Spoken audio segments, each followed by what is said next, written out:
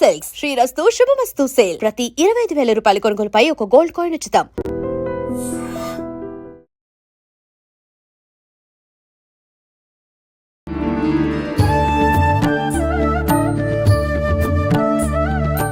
నమస్కారం అమ్మా. నమస్కారం అమ్మా. అమ్మా, వివాహాల విషయానికొస్తే వివాహం అనే ఒక పదం వింటున్నాము. ఆ వ్యవస్థ అనేది కూడా ఒకే రకంగా చూస్తూ ఉన్నాం. అంటే ఒకప్పటి కాలానికి ఇప్పటికి వివాహ వ్యవస్థలో మార్పొచ్చింది అని మాత్రమే మనం గమనిస్తూ ఉన్నాము, వింటూ ఉన్నాం. అసలు వివాహాలు, ఈ వివాహ వ్యవస్థలు అనేవి కూడా కొన్ని రకాలు ఉన్నాయి అని చెప్పి మన శాస్త్ర ప్రకారంగా, మన ధర్మం ప్రకారంగా వింటూ ఉంటాం. అసలు ఎన్ని రకాల వివాహ వ్యవస్థలున్నాయో తెలియజేయండి. శాస్త్ర ప్రకారంగా అయితే 8 శాస్త్ర ప్రకారం. కానీ ఇప్పుడు మనం ప్రస్తుతం చూస్తున్నటువంటి వాటి ప్రకారం కొంతమంది గుళ్ళల్లో చేసుకుంటున్నారు, కొంతమంది చర్చిల్లో చేసుకుంటున్నారు, కొంతమంది నిఖా అని చేసుకుంటున్నారు, కొంతమంది వాటిని ఇప్పుడు రిజిస్ట్రేషన్ అనేది కంపల్సరీ చేశారు, ఉండాల్సిందే. అవును. తప్పనిసరి చేశారు. రిజిస్ట్రేషన్ అంటే ఒక సంవత్సరం తర్వాత జరిగిన మ్యారేజెస్ అన్ని కూడా రిజిస్టర్ కావాల్సిందే, లేకపోతే దానికి లీగాలిటీ లేదు. అదే. పెళ్లి పెళ్ళే, బంధం బంధమే, లీగాలిటీ లేదని. అలాంటివన్నీ నియమాలు ఉన్నాయి. అంతేకాదు ఇంకా బాల్య వివాహాలు చేసేవారు ఇప్పటికీ ఉన్నారు. అవును. మనం నార్త్ ఇండియా వైపు వెళ్తూ ఉంటే వెస్ట్ ఇండియా వైపు రాజస్థాన్‌లోను, గుజరాత్‌లోను కొన్ని చోట్ల అసలు కడుపులో ఉన్న పిల్లలకే పెళ్ళిళ్ళు చేసేస్తున్నారు. వాళ్ళు అంటే Decide చేయడం. ఆడపిల్ల పుడితే సంబంధం కుదిరిచ్చేసుకోవటం అనమాట. ఇక పెళ్లి అయిపోయినట్టే లెక్క వాళ్ళ వాళ్ళ విషయంలో. అంత ఈ రోజుకి కూడా అంతగా చేసేవాళ్ళు ఉన్నారు. అందుకనే ఇప్పటికీ ఆ బాల్య వివాహాలని ఆపటానికి రకరకాల చట్టాలు వస్తూనే ఉన్నాయి. ఆ బాల్య వివాహాలు కూడా చెల్లుతాయి. ఎప్పుడంటే వీళ్ళు ఆ మ్యారేజబుల్ ఏజ్‌కి వస్తారు చూడండి చట్టబద్ధంగా, అప్పటి నుంచి ఆ వివాహమే చెల్లుతుంది. వాళ్ళే భార్యాభర్త అవుతారు. అంటే వాళ్ళు వద్దనుకుంటే దీన్ని క్యాన్సిల్ చేసుకోవచ్చు. నల్లిఫై అంటారు. నల్లిఫై చేసుకోవచ్చు. లేదనుకుంటే మాత్రం అది చెల్లుతుంది. అంటే మనకి ఇష్టమే, కంటిన్యూ చేస్తాం మేము అని అనుకుంటే చెల్లుతుంది. లేకపోతే బాల్య వివాహం చెల్లదు. చట్టబద్ధంగా కావాలి అంటే వాళ్ళకి ఆ చట్టబద్ధమైన వయసు రావాలి.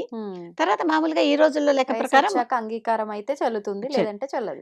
మాకొద్దు, మాకు చిన్నప్పుడు ఎప్పుడు మాకు ఊహ తెలియనప్పుడు చేసిన పెళ్లి కనుక మాకు ఇది వద్దు అనుకుంటే అది దానికి లీగాలిటీ లేదు. అది నలిఫై అయిపోతుంది మ్యారేజ్.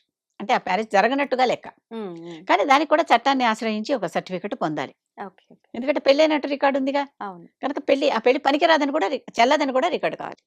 అది సంగతి. ఇవి మామూలుగా మనం మామూలుగా మాట్లాడుకునే శాస్త్రాల్లో ఉన్నటువంటి పెళ్లిళ్ళు ఏంటంటే 8 రకాలు అని చెప్పాను కదా. మొట్టమొదటి వివాహం బ్రాహ్మ వివాహం అంటే బ్రాహ్మలు చేసుకునే వివాహం అని కాదు. ఆ వివాహం పూర్తిగా బ్రహ్మ పద్ధతిలో చేసినట్టు వివాహం. అంటే తండ్రే కూతురికి ఎలాంటి వరుడు కావాలి అనేది నిర్ణయిస్తాడు. తండ్రి చెప్పిన ప్రకారం కూతురికి నమ్మకం తండ్రి మీద. నాకు కావలసినటువంటి వరుణ్ణి, నాకు సరైన యోగ్యుడైన వరుణ్ణి తండ్రి నిర్ణయిస్తాడు అనేది కూతురికి నమ్మకం. అటువంటి వివాహం సీతారాములది. జనకుడు అన్నాడు, సీత శక్తిని చూసి ఎవరైతే ఈ శివధనుస్సును ఎత్తుతారో వారికి నా సీతనిచ్చి పెళ్లి చేస్తాను అన్నాడు. ఆ తర్వాత శివధనుస్సును తీసుకొచ్చి అక్కడ పెట్టారు. ప్రతి వాళ్ళు వచ్చారు, ప్రయత్నించారు, వెళ్ళిపోయారు. స్వయంవరం ఒకరోజు జరగల, సీతా స్వయంవరం కొన్నాళ్ల పాటు జరిగింది. రాముడు వచ్చి ఎత్తాడు. ఎత్తితే అది పెళుసుగా ఉండటం వల్ల విరిగిపోయింది. ధనుర్భంగం చెయ్యాలనేటటువంటి నియమం లేదు. ధనుసుని ఎత్తి పెట్టాలనేదే, అసలు ఎత్తటం కూడా ఎత్తలేకపోయారు అప్పటిదాకా ఎవరు. నా కూతురికి అటువంటి వరుడు కావాలి అని జనకుడు కోరుకున్నాడు. అంటే బ్రాహ్మం అంటే తండ్రి ఒక నియమం పెడతాడు, ఆ నియమాన్ని పాటించి స్వయంవరమే ఇది కూడా. తండ్రి స్వయంగా నిర్ణయిస్తున్నాడు, వధువు కాదు. వధువు ఎవరి మెళ్ళో వేస్తే అది కాదు. తండ్రి నిర్ణయించిన కండిషన్ ని ఎవరైతే నిలబెట్టారో వారి మెడలో దండ వేసి సీత వరించింది. ఇది బ్రాహ్మం అంటారు ఈ వివాహాన్ని. రెండవది దైవం. ఈ దైవం కూడా రామాయణంలోనే కనిపిస్తుంది. ఒకసారి అయోధ్యలో కరువు వచ్చింది. వస్తే అప్పుడు వాళ్ళు ఏం చేయాలో తెలియక ఋష్యశృంగుడు అనే ఒక ఋషి ఉన్నాడు. ఆ ఋషి కుమారుడు, యాక్చువల్లీ అప్పటికి ఇంకా పెద్దవాడు కాలే, చిన్న పిల్లవాడే. ఆ అబ్బాయి ఎక్కడికి వెళ్తే అక్కడ వానలు పడతాయని చెప్పారు. అంటే అంత ధర్మంగా నీతిగా ఉండేవాడు అనమాట. భారతంలో కూడా ధర్మరాజు ఎక్కడుంటే అక్కడ చక్కగా వానలు పడతాయి, సస్యశ్యామలంగా ఉంటుంది అనే ఒక కారణం వెతుకుని వస్తారు వాళ్ళు అక్కడికి, విరాట రాజు దేశానికి. అలాగే ఇక్కడ ఈ ఋషశృంగుడు ఎక్కడుంటే అక్కడ వానలు పడతాయని చెప్పి శాంతాదేవిని, అంటే శాంతేమో దశరథుడి కూతుడు రోమపాదుడికి దత్తత ఇచ్చాడు. ఋషశృంగుడిని ముందర పట్టుకొస్తారు. అసలు ఋషశృంగుడికి స్త్రీ అంటే తెలియదు, మునివాసాల్లో పెరిగాడు. పురుషులు వాళ్ళ గడ్డాలు, వాళ్ళు వేసుకునే నార చీరలు తప్ప ఇంకేమీ తెలియదు. అలాంటి పిల్లవాడిని తీసుకొచ్చి కానీ యజ్ఞం చేయించాలి, అతనితో యజ్ఞం చేయిస్తే ఇక్కడ కరువు పోతుంది. యజ్ఞం చెయ్యాలంటే మాత్రం తప్పనిసరిగా భార్య పక్కన ఉండాలి. ఇతను పెళ్లికాల పిల్లాడు, ఇంకా అంటే యువకుడే, వివాహ వయసు వచ్చింది కానీ పెళ్లికాల. అప్పుడు రోమపాదుడు కూతురుని ఋష్యశృంగుడికి ఇచ్చి వివాహం చేసి దీన్ని దైవం అంటారు. దైవికంగా వాళ్ళిద్దరికి అక్కడ పెళ్లి చేస్తే గానీ ఆ పని జరగదు. కనుక వాళ్ళకి పెళ్లి చేసి ఆ పని చేయించారు. అంటే దైవ కార్యం కోసం చేస్తున్న వివాహం చేసినటువంటిది. కాబట్టి. అప్పుడు ఋష్యశృంగుడు గృహస్థయ్యాడు. ఆయన యజ్ఞం చేయటానికి పక్కన భార్య కూర్చుంది. రాముడికి కూడా అందుకే చివరిలో అశ్వమేధ యాగం చేయాలంటే సీత లేదంటే స్వర్ణ సీతను కూర్చోబెడతారు. అవును. ఆయన ఇంకోరిని పెళ్లి చేసుకొని అన్నాడు కదా! అవును. స్వర్ణ సీతను కూర్చోబెట్టారు. ఈయనకి పెళ్లి కాలేదు గనక హ్మ్. భార్యను తీసుకొచ్చి కూర్చోబెట్టి అక్కడ ఆ యజ్ఞ కార్యక్రమం చేయించారు. తర్వాత అక్కడ కరువు కాటకాలు పోయాయి. ఓకే. ఓకే. అటువంటి వివాహం. ఆ! ఇంకొకటి దీన్ని ఆర్షం అంటాం. హ్మ్. ఈ ఆర్షంలో ఏంటి? వరుడు కొంత అంటే వర కన్యా శుల్కంలాగా ఆడపిల్ల తండ్రికి ఇస్తాడు. ఆహా! వరుడే ఆడపిల్ల తల్లి ఇస్తాడు. వాళ్ళకిస్తా ఆ! అంటే అక్కడ పెద్ద నియమాలు లేవు. ఒక హ్మ్. గోవు కుటుంబాన్ని ఇవ్వాలి. అంటే ఆవు, దూడ, వృషభం. సంపదని. ఆ! అంతే. ఈ మూడిటిని ఇచ్చేస్తే అక్కడ పెళ్లి పెళ్లి అంటే వీళ్ళకి నచ్చితే అంటే ధనం అదంతా గాదు. అసలు ఆ సమస్యే లేదు. హుహుహు. అప్పుడంతా వ్యవసాయ ఆధారిత అవును. కుటుంబాలు కదా! ఇంతే. అసల ఆ మాటలే లేవు. హ్మ్. ఇక్కడ ఈ ఈ ఈ మూడిటిని ఇచ్చేస్తే చక్కగా వారు ఒక కుటుంబమే అది కూడా. ఈ ఈ పెళ్ళికి ఒక ఉదాహరణ కొద్దిగా మార్పులో ఏం కనిపిస్తుందంటే రుచీకుడు అనే మహర్షి హ్మ్. గాధి అనే రాజు దగ్గరికి వెళ్ళి, "నీ కూతురు సత్యవతిని నాకిచ్చి పెళ్లి చేయమని" అడుగుతాడు. హ్మ్. ఈయన అనుకున్నాడు ఒక కుటుంబం ఇచ్చేస్తే పెళ్లి చేస్తాడు. "నువ్వు ఋషివి, నా కూతురు రాజకన్య. హ్మ్. రాజాంతఃపురాల్లో చాలా నాజుగ్గా, సుకుమారంగా పెరిగింది. అవును. నువ్వే అడవిలోకి తీసుకెళ్ళి తపస్సు చేస్తాను, అక్కడ కూర్చుంటాను, పర్ణశాలలో ఉండు, నారచీరలు కట్టుకో అంటే నా కూతురు ఏమైపోతుంది?" ఇవ్వనన్నాడు. ఇవ్వనంటానికి భయం మళ్ళీ. అదే. అదే. మనసులో ఇవ్వకూడదనుకుంటున్నాడు. ఆహా! అందుకని నియమం పెట్టాడు. నాకు కొన్ని ఆవులు కావాలి. హ్మ్. వాటికి రకరకాల లక్షణాలు చెవి మీద నల్లగా ఉండాలి, తోక తెల్లగా ఉండాలి లాంటి కొన్ని కండిషన్‌లు పెట్టి అలాంటి ఆవుల్ని తెచ్చిస్తే ఆ! అప్పుడు నా పిల్లని నీకిచ్చి ఈయనెలా అడిగాడో ఈయన తన తపశ్శక్తితో ఒక్కసారి కొన్ని వేల ఆవుల్ని సృష్టించి ఆయనకిచ్చేసాడు. హుహుహు. ఇచ్చేసరికి అప్పుడు తప్పనిసరిగా ఇంకేం తను అడిగిన శుల్కం ఇచ్చేసాడు. ఇచ్చేసాడు. ఈయన ఒకందుకు అడిగాడు. ఆ! ఆ! అవన్నీ ఆవులు తనకి రావాలని కాదు. అదే. అవాయిడ్ చేద్దామని అడిగాడు. సత్యవతిని వెళ్లి అడిగాడప్పుడు హ్మ్. తండ్రి. "అమ్మ ఇలా ఫలానా ఋషి అడుగుతున్నాడు. ఏం చేయను? నేను ఈ కండిషన్ పెడితే ఆ కండిషన్ కూడా ఆయన సాటిస్ఫై చేసేసాడు. సరే సరే తీసుకోమని చెప్పి ఆవిడ ఒప్పుకుంటుంది. ఆహా! అంత గొప్ప ఋషిని నేను పెళ్లి చేసుకోవటం కూడా నాకు గొప్ప వరం, యోగం చేసుకుంటానంట. హ్మ్. ఎందుకంటే అలాంటి కొరరాని కోరిక కోరితే కూడా దాన్ని కూడా అంత 10 రెట్లుగా తెరిచినటువంటి వాళ్ళెవరు? అంతే గదా! పెళ్ళయింది ఇద్దరికి. ఆ! పెళ్ళయ్యాక తర్వాత ఈ సత్యవతికే జమదగ్ని పుడతాడు. అక్కడేమో విశ్వామిత్రుడు పుడతాడు. తర్వాత జమదగ్నికి పరశురాముడు పుడతాడు. ఆ కథంతా వేరే ఉంటుంది. హ్మ్. ఆ హ్మ్. రకంగా జరిగినటువంటి వివాహం ఆర్షం అంటారు దాన్ని. రుచీకుడు సత్యవతిది. ఓకే. అంటే కన్యాశుల్కం కన్యాశుల్కం. చెల్లించి ఆడపిల్లని తెచ్చుకొని పెళ్లి చేసుకోవటం. హ్మ్. ఈ రకంగా జరుగుతుంది. మళ్ళీ తర్వాత వివాహం గాంధర్వం. ఈ గాంధర్వం అంటే ఏంటి? అక్కడ పెద్దలతో ప్రమేయం లేదు. ఇప్పటిదాకా పెద్దల ప్రమేయం ఉంటూ వచ్చింది. అవును. పెద్దల ప్రమేయం లేదు. ఒకళ్ళకొకరు నచ్చితే వివాహం చేసుకోవటం. ఆ వివాహాలు ఈ రోజు కూడా అవుతున్నాయి. హ్మ్. కాకపోతే ఒక ఉదాహరణ చెప్తానిక్కడ. ఎందుకంటే జాగ్రత్తల కోసం చెప్తున్నానిది. ఆ! శకుంతల, దుష్యంతుడు. శకుంతల, దుష్యంతుడు కణువుడు లేని సమయంలో ఒకళ్ళనొకళ్ళు చూసారు, మోహించారు, పెళ్లి చేసేసుకున్నారు. నేను ఊరు వెళ్ళి నీకు పల్లకి పంపిస్తానన్నాడు. దుష్యంతుడు ఎళ్ళిపోయాడు. హ్మ్. దుష్యంతుడు వెళ్ళిపోయాక ఈ ఈమె గర్భం దాల్చింది. అవును. తర్వాత ఈమెను పంపించాడు. కణువుడు తీసుకెళ్ళి అక్కడ దింపి రమ్మని భర్త దగ్గరికి పంపించాడు. హ్మ్. వీళ్ళిద్దరూ చుట్టుపక్కల ఉన్నటువంటి పంచభూతాల సాక్షిగా పెళ్లి చేసేసుకున్నాం అని చెప్పారు. అవును. గాంధర్వ వివాహం అంటే ఇది. ఆ గాంధర్వ వివాహం అయిపోయింది. హ్మ్. అంటే హ్మ్. ఏంటి? పెద్దల ప్రమేయం లేకుండా, పెద్దల అనుమతి లేకుండా, వాళ్ళ పరీక్షలు లేకుండా, పిల్లలు సాహసించి ఒకళ్ళనొకళ్ళు నచ్చేసింది అని పెళ్ళిళ్ళు చేసేసుకోవటం. అది ఈ రోజుల్లో కూడా చాలానే అవుతున్నాయి ఇలాంటివి. వాటి వల్ల తర్వాత ఫ్రిడ్జుల్లో తేలేవాళ్ళు, తందూరి కుక్కర్‌లో కుంపట్లలో ఉడికేవాళ్ళు. తేలేవాళ్ళు చాలా మందే ఉన్నారు. ఎన్నైనా. అవునా? అలాంటివన్నీ. కనుక చాలా జాగ్రత్తగా ఉండాల్సిన విషయం ఇది. హ్మ్. గాంధర్వ ఇవన్నీ అప్పుడు కూడా ఉన్నాయని చెప్తున్నా నేను. ఉన్నాయి. అవును. తర్వాత పంపిస్తే దుష్యంతుడు ఏం చేశాడు? ఈవిడెవరో నాకు తెలీదన్నాడు. మర్చిపోయారు. మర్చిపోయాడో లేకపోతే ఋషికన్య అని ఇప్పుడు నాకు ఈ ఇంత పెద్ద రాజుగా పట్టాభిషేకం చేసుకొని సింహాసనం మీద కూర్చోబెట్టుకుంటే ఈవిడ నా పక్కన మహారాణి ఏమిటనుకున్నాడు? హ్మ్. తెలీదుగా. కారణం ఏదైనా అయ్యుండొచ్చు. కాకపోతే ఇక్కడ కాళిదాసు శాకుంతలం, అభిజ్ఞాన శాకుంతలం అనే నాటకం రాస్తూ, ఆ నాటకంలో తన హీరో మరి దుష్యంతుడు కదా! దుష్యంతుడి క్యారెక్టర్ నిలబెట్టడానికి ఏం చేశాడు? ఒక ఉంగరాన్ని సృష్టించాడు. వీళ్ళిద్దరూ ఉంగరాలు మార్చుకున్నారు. ఈ ఉంగరం ఈవిడ పారేసుకుంది. ఆ రాజముద్రిక ఉన్న ఉంగరాన్ని చూస్తే దుష్యంతుడి గతం గుర్తొచ్చేది. హ్మ్. అసలు ఉంగరం కథ భారతంలో లేదు. ఇదంతా ఆహా! భారతంలో ఉన్న కథ. కల్పితమా ఇది? మరి తన హీరోని పడేయటానికి ఇష్టం లేక హీరో ఓహో! క్యారెక్టర్ తగ్గకూడదు. హీరో ఒక దెబ్బ కొడితే 6 రౌడీలు పడిపోవాలక్కడ. హీరోకి ఎన్ని బుల్లెట్లు తగిలినా లేచి నుంచుని పాట పాడగలగాలి. మళ్ళీ యుద్ధం చేయగలగాలి. కనుక అలాంటిది అప్పుడే కాళిదాసే సృష్టించాడు ఇది. వీళ్ళందరూ కాదు, కాళిదాసే సృష్టించాడు. కాళిదాసు సృష్టించాడు, ఉంగరాన్ని సృష్టించాడు. ఈ ఉంగరం కథ భారతంలో ఎక్కడా కనిపించదు. ఈ ఈ ఈ పర్వంలో భారతంలో ఎక్కడా కనిపించదు ఈ కథ. కాళిదాసు అభిజ్ఞాన శాకుంతలంలో ఉంగరం పెట్టాడు. ఆ ఉంగరం మళ్ళీ దొరికాక అప్పుడు దుష్యంతుడికి శకుంతల గుర్తొచ్చింది అంటాడు. కానీ భారతంలో ఉన్న కథ ఏంటి? భారతం మనకు తెలుసు కదా, మహాభారతం. దాంట్లో ఉన్న కథ ఏంటి? ఈ దుష్యంతుడు కొన్నాళ్ల పాటు ఈవిడ పాపం తండ్రి దగ్గరికి వెళ్ళడానికి గాంధర్వం చేసుకున్న వాళ్ళకి అతీగతి లేదంటారు. అటు లేదు ఇటు లేదు, భర్త దగ్గర ఉండలేరు. వాళ్ళు వద్దులేదు పో అంటే, వాళ్ళు వద్దు అంటే ఉండలేరు. కావాలని చేర్చుకున్న వారి సంగతి వేరే. లేదు, ఇటు తండ్రి దగ్గరికి మళ్ళీ తిరిగి మొహం చెల్లదు, వెళ్ళలేరు. వాళ్ళ సపోర్ట్ కూడా ఉండదు. చాలా మందికి ఉండదు. చాలా మందికి ఉండదు. అప్పుడు ఏమైతోంది, ఈ ఈ అమ్మాయి ఎక్కడో అరణ్యంలో ఏదో ఋషి వాటికలో చేరి వాళ్ళ దగ్గర పిల్లాన్ని పెంచుకుంటోంది. భరతుడు పుట్టాడు. వాడు సింహం మీద ఎక్కి స్వారీ చేస్తూ ఉంటే వేటకు వచ్చిన దుష్యంతుడు చూసి, ఇంత గొప్ప పరాక్రమవంతుడా నా కొడుకు, అప్పుడు ఈవిడ నా భార్య, వీడు నా కొడుకు అని ఒప్పుకున్నాడు. అంటే మనం నిరూపించుకోవాల్సి వస్తుంది. అదే కదా గాంధర్వంలో గమనించారా? అటువంటి కొంచెం ప్రమాదకరమైన వివాహం. అంటే నెమ్మదిగా వివాహాలు ఎలా వస్తున్నాయి, ప్రమాదం. ఇంకోటి ప్రాజాపత్యం. ఇది ఈ రోజుల్లో చాలా జరుగుతాయి ఇలాంటివి. ఇప్పటికీ జరుగుతూనే ఉన్నాయి. అంటే ఇరువైపుల పెద్దలు కూర్చొని అటు 7 తరాలు ఇటు 7 తరాలు అనుకోండి. ఇప్పుడు అన్ని తరాలు చూడలేదు, అది వేరే విషయం. చూసుకుని మనకి సరిపోతుందా అని అనేది గమనించుకుని పెద్దలు నిర్ణయిస్తారు. వధూవరణం వర నిర్ణయం చేసుకుంటారు. చేసుకుని అంటే ఇరువైపుల పెద్దల పాత్ర ఉంది ఇక్కడ. వీళ్ళు చేసుకుని ఆ తర్వాత ఈ ప్రాజాపత్యంలో ఒక నియమం ఏంటంటే, ఈ రకంగా పెళ్లి చేసుకున్న వాళ్ళు సన్యాసం తీసుకోకూడదు. సన్యాసం తీసుకోవాలంటే భార్య అనుమతి కావాలి. వివాహం ముందరైతే తల్లి అనుమతి కావాలి.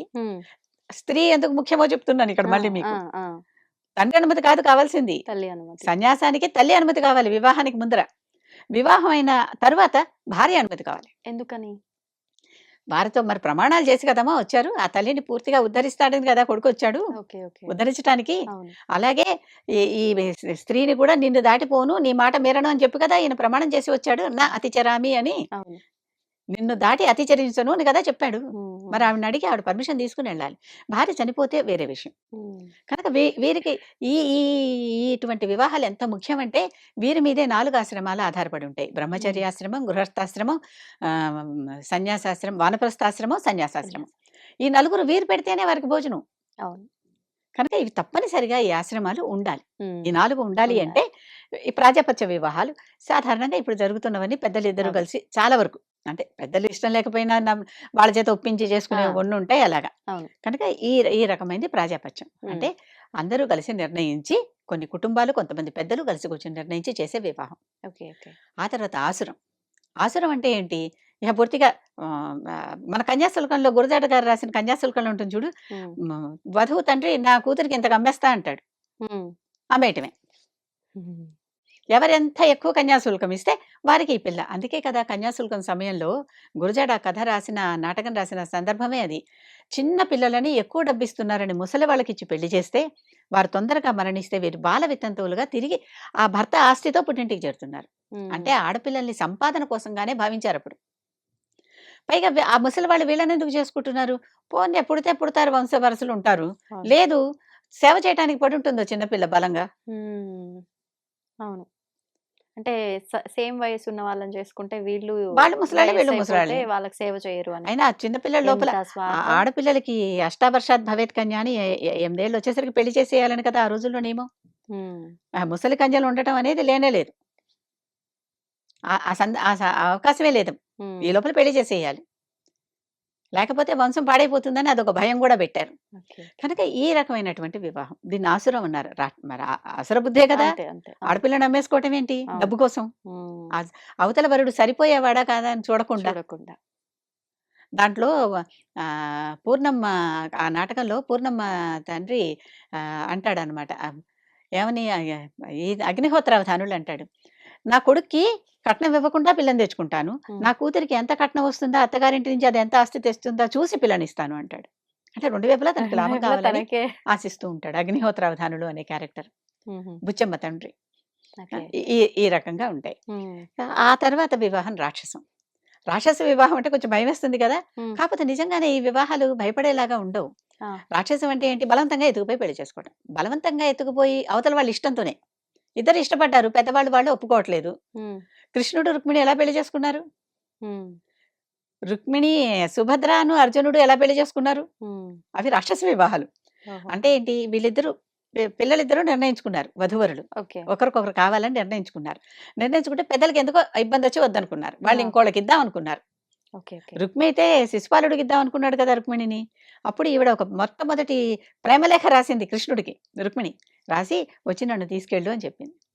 తీసుకెళ్ళి ఈవిడ మా వంశాచారం ప్రకారం దుర్గామాతకు పూజ చేయడానికి ఆలయానికి వస్తే అక్కడి నుంచి కృష్ణుడు రథం వేసుకొచ్చి ఈవిడ్ని ఎక్కించుకుని తీసుకెళ్ళిపోయాడు. ఉమ్, అప్పుడు కృష్ణుడు వీళ్ళందరితో యుద్ధం చేస్తుంటే రుక్మిణి రథం తోలింది. ఆ, ఇదే కథ సుభద్రార్జునుల విషయంలో కూడా జరిగింది. ఓకే, ఓకే, అర్జునుడు యుద్ధం చేస్తూ ఉంటే సుభద్ర రథం తోలింది. అంటే వీళ్ళిద్దరూ కలిసే చేసుకుంటున్నారు అని చెప్పటం అక్కడ. ఉహుం. పెద్దవారికి ఇష్టం లేకపోయినా పిల్లలకి ఇష్టమే వీళ్ళిద్దరు చేసుకుంటున్నారు. అంగీకారంతో చేస్తారు. అలాంటి వాళ్ళు కూడా సుఖంగా ఉన్న వాళ్ళ కథలు మనకి చాలానే కనిపిస్తాయి. ఉమ్, పెద్దవాళ్ళకి ఇష్టం లేకపోయినా పిల్లలు ఇష్టపడి చేసుకున్నటువంటివి. ఈ వివాహాన్ని రాక్షసం అంటారు. ఇక చిట్ట చివరి వివాహం పైశాచం. ఉమ్, అంటే పిశాచాలు చేసుకునేది అని అర్థం అనమాట, అంతే కదా. అంటే అక్కడ ఏంటి, పూర్తిగా స్పృహలో లేని సమయంలో ఎత్తుకొచ్చేసి పెళ్లి చేసుకోవటం. ఓహో, అంటే వాళ్ళకి తెలియదు, పాపం పెళ్ళి అవుతుందని కూడా వాళ్ళకి తెలియదు. స్పృహలో లేనటువంటి పిల్లని తీసుకొచ్చి మంగళసూత్రం కట్టేసి "ఇహ నువ్వు నా పెళ్ళానివి" అంతే. ఆ. కానీ ఇవి జరిగినట్టు ఎక్కడైనా ఉందా? చాలా చోట్ల ఉన్నాయి, ఆ, చాలా చోట్ల ఉన్నాయి. స్పృహలో లేకుండా ఉన్నటువంటి ఇదే పిల్లల్ని తీసుకెళ్ళిపోయి పెళ్లిళ్ళు చేసుకోవటాలు ఉన్నాయి. అంతేకాదు మగ పిల్లల్ని కూడా స్పృహలో లేనప్పుడు ఎత్తుకొచ్చి వరకట్నాలు కొన్ని రాష్ట్రాల్లో, ముఖ్యంగా బీహార్ రాష్ట్రంలో వరకట్నాలు చాలా ఎక్కువ.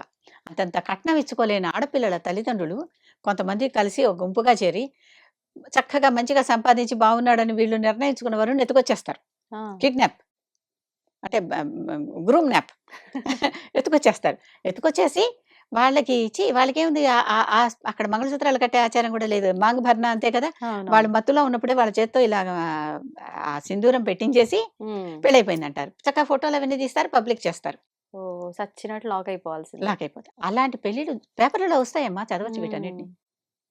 ఓకే, ఇలాంటి పెళ్ళిళ్ళు అంటే ఇప్పుడు కొంచెం ఇవంతా ఇంత పబ్లిక్ అయ్యేసరికి కొద్దిగా తగ్గుతున్నాయి, అదే. కానీ ఇంకా ఉన్నాయి, లేవని నేను చెప్పడం లేదు. ఉమ్, అంటే ఇవన్నీ పైశాచి వివాహాలు. పైశాచి. అంటే ఒకళ్ళకి స్పృహ కూడా లేదు, ఆ, ఇద్దరికీ కూడా స్పృహ లేకుండా ఆస్తుల కోసం చేసేవాళ్ళు ఉంటే అది కూడా ఉన్నారేమో మరి.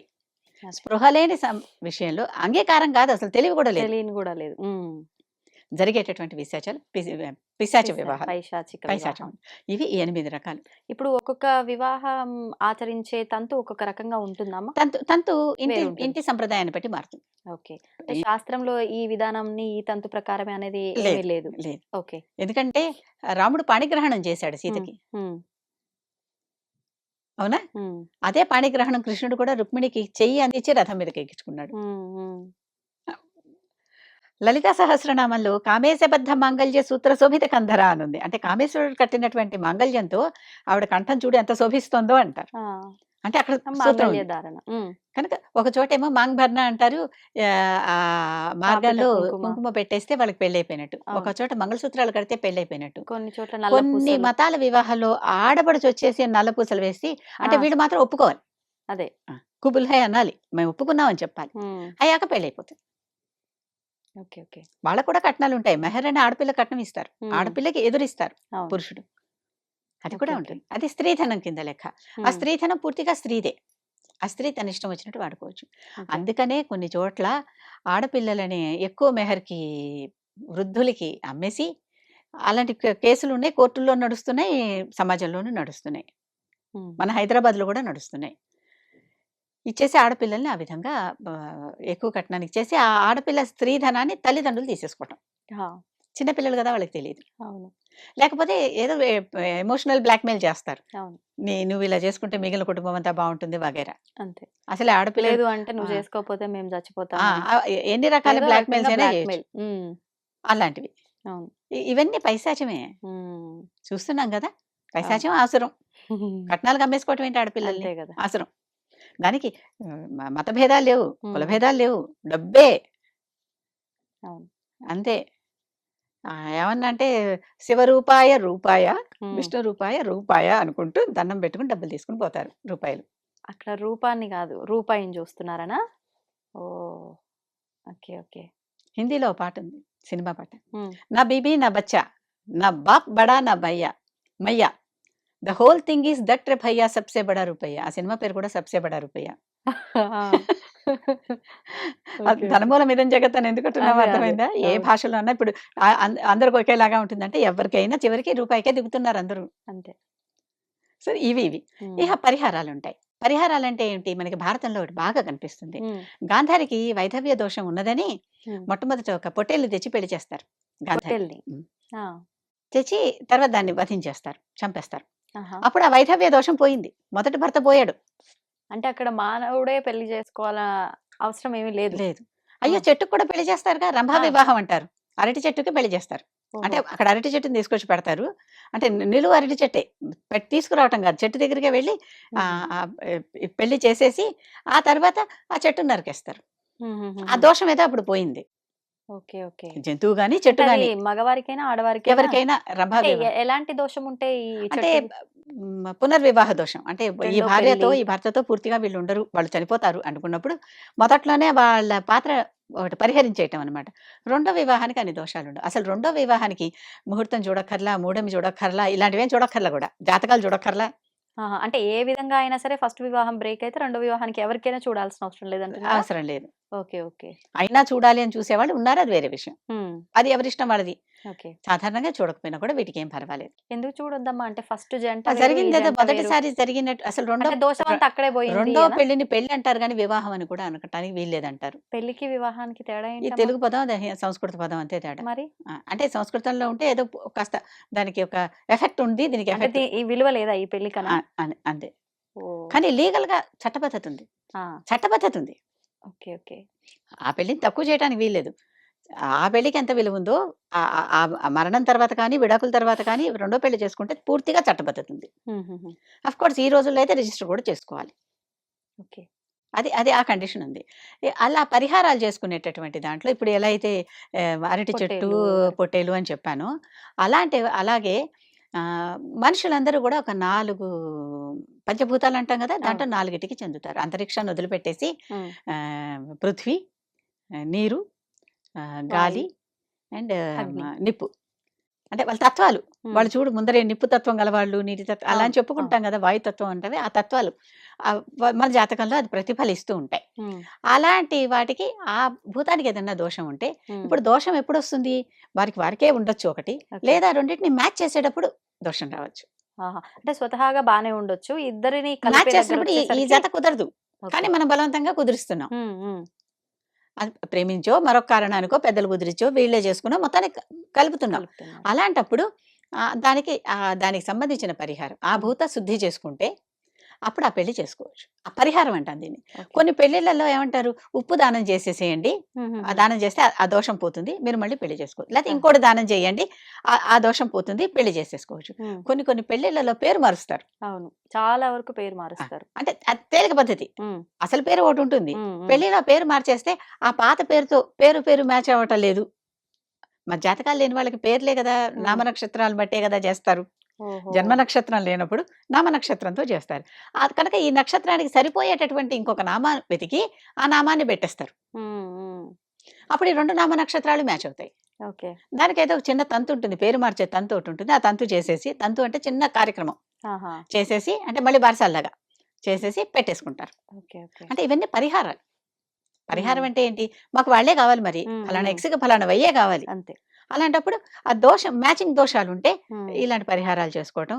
లేకపోతే వేరేకే దోషాలుంటే ఆ పరిహారాలు చేసుకోవటం చేసేసి ఆ పెళ్ళిళ్ళు చేసేస్తారు. ఓకే. ఓకే.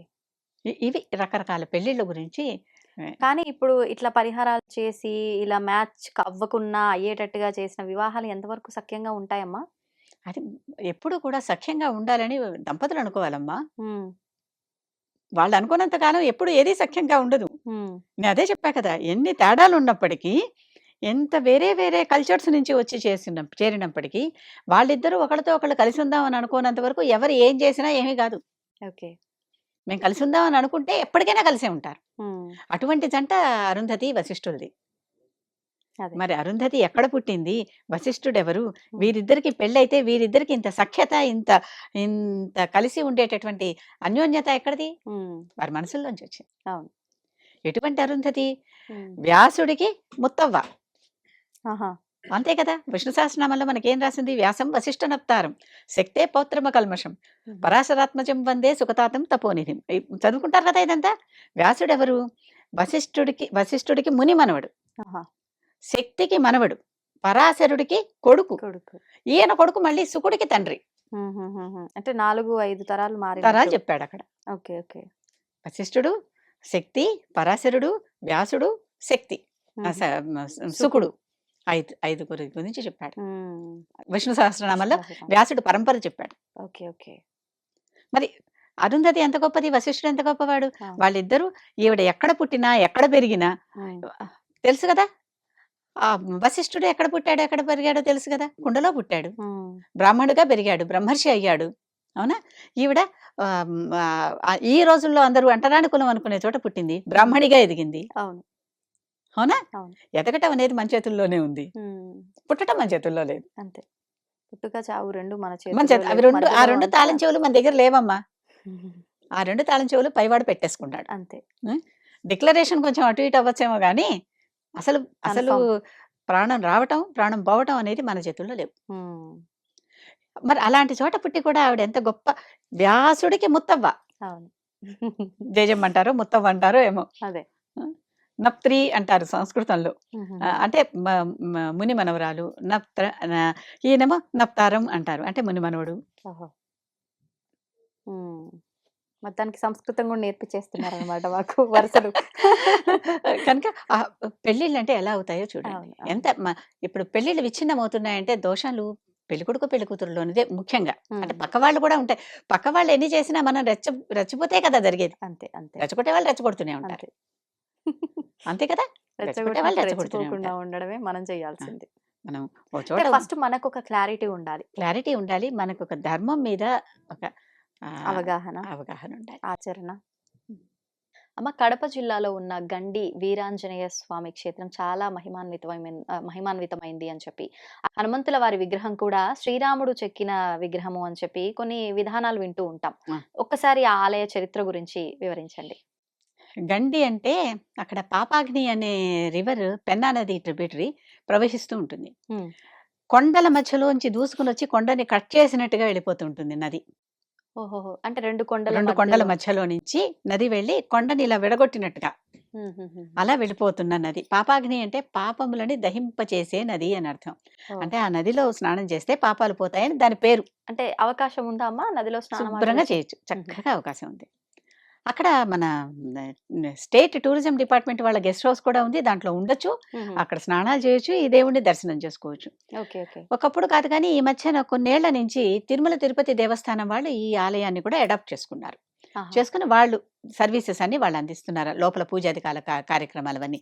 అంతకు ముందర కూడా చక్కగా జరిగేది. హుహు. ఇదేంటంటే రామాయణంతో లింక్ అయినటువంటి ఆంజనేయ స్వామి కదా! అవును. రామాయణంతో త్రేతాయుగంతో లింక్ అయినటువంటి కథ. హ్మ్. అక్కడ అంటే క్షేత్రగాథ అని చెప్తారు కదా ఒక చోట, అలాంటిది అది. దాంట్లో ఏంటి, రాముడు సీతను వెతుక్కుంటూ వెళ్తూ ఉంటే, వాయుదేవుడొచ్చి "ఇక్కడ కాస్త ఆగవయ్యా" అన్నాడు. అంటే, "లేదు నేను వెతుక్కుంటూ వెళ్తున్నాను. ఎక్కడ ఆగలేను. నేను నా హ్మ్. సీతను వెతుక్కునే ఆరాటంలో ఉన్నాను. రిటర్న్ వచ్చేప్పుడు ఆగుతా" అన్నాడు. అలాగే భద్రాచలం గురించి కూడా అలాగే చెప్పుకుంటాం గదా! అలా రిటర్న్ వచ్చేటప్పుడు ఈయన అక్కడ ఒక రాత్రి విశ్రమించాడు. విశ్రమించి తనని, సీతని కలిపింది ఆంజనేయుడు కదా! కనుక అతన్ని తలుచుకుంటూ తన బాణం మొనతో రామబాణం, రామబాణం మొనతో ఆ కొండ మీద చెక్కటం మొదలుపెట్టాడు. హ్మ్. నెమ్మదిగా అది ఆంజనేయుడు అవతారంలాగా అయిపోయింది. ఓహ్! కొండరాయి మీద ఆంజనేయుడు అవతారాన్ని చెక్కాడు. చెక్కి తెల్లవారేసరికి ఎళ్ళిపోవాలి. ఆ రాత్రి బస చేయటానికి ఒప్పుకున్నాడు. ఎడమ చెయ్యి చిటికిన వేలు పక్కదాంతో ఇలా అతుక్కుపోయింది. అది ఇంకా విడి రాల. ఆ! అంటే ఆ చెక్కలా అక్కడ. ఆహా! తెల్లారిపోయింది వెళ్ళిపోయారు. ఆ రాయి మీద అలా చూసి అక్కడి నుంచి ఆ చుట్టుపక్కల భక్తులుంటారు కదా! అవును. వారు చూసి అరే! ఇక్కడ ఆంజనేయ స్వామి వెలిసాడు. వెలిసాడంటే రాముడే తీసుకొచ్చి చెక్కినటువంటి విగ్రహం. ఇవన్నీ అక్కడ శాసనాల్లో ఉన్నాయి. ఈ హుహుహు. చరిత్ర అంతా దాంట్లో ఉంటుంది. ఆ క్షేత్ర మహిమ, క్షేత్ర చరిత్ర అని చెప్తారు గదా! ఆ! దాంట్లో ఉన్నాయి. ఓకే. అక్కడ వెంటనే ఆలయం కడదామని అన్ని రకరకాల ప్రయత్నాలు చేశారు. హ్మ్. వ్యాసరాయలు అనే ఒకటి ముని ఆయన అక్కడ కొంచెం మనమేనా విడగొడతాం అన్నట్టుగా చేయబోతే రక్తం కారటం మొదలెట్టింది. ఆ! ఆ రక్త చిహ్నాలుంటాయి. ఓకే. ఓకే. అంటే లైవ్ సజీవంగా అని అర్థం. ఉన్నారు అని. హ్మ్. ఆయన సజీవంగా ఉన్నారు అని అర్థం అక్కడ. రాముడు ప్రాణం పోసి ఎళ్ళిపోయాడు. హ్మ్. కనుక వెంటనే అక్కడికి ఆపేసి ఆలయం కట్టారు. నిత్య పూజలు, నిత్యార్చనలు అన్నీ జరుగుతూ ఉంటాయి. అటువంటి మహత్తు గల క్షేత్రం ఆ గండి క్షేత్రం.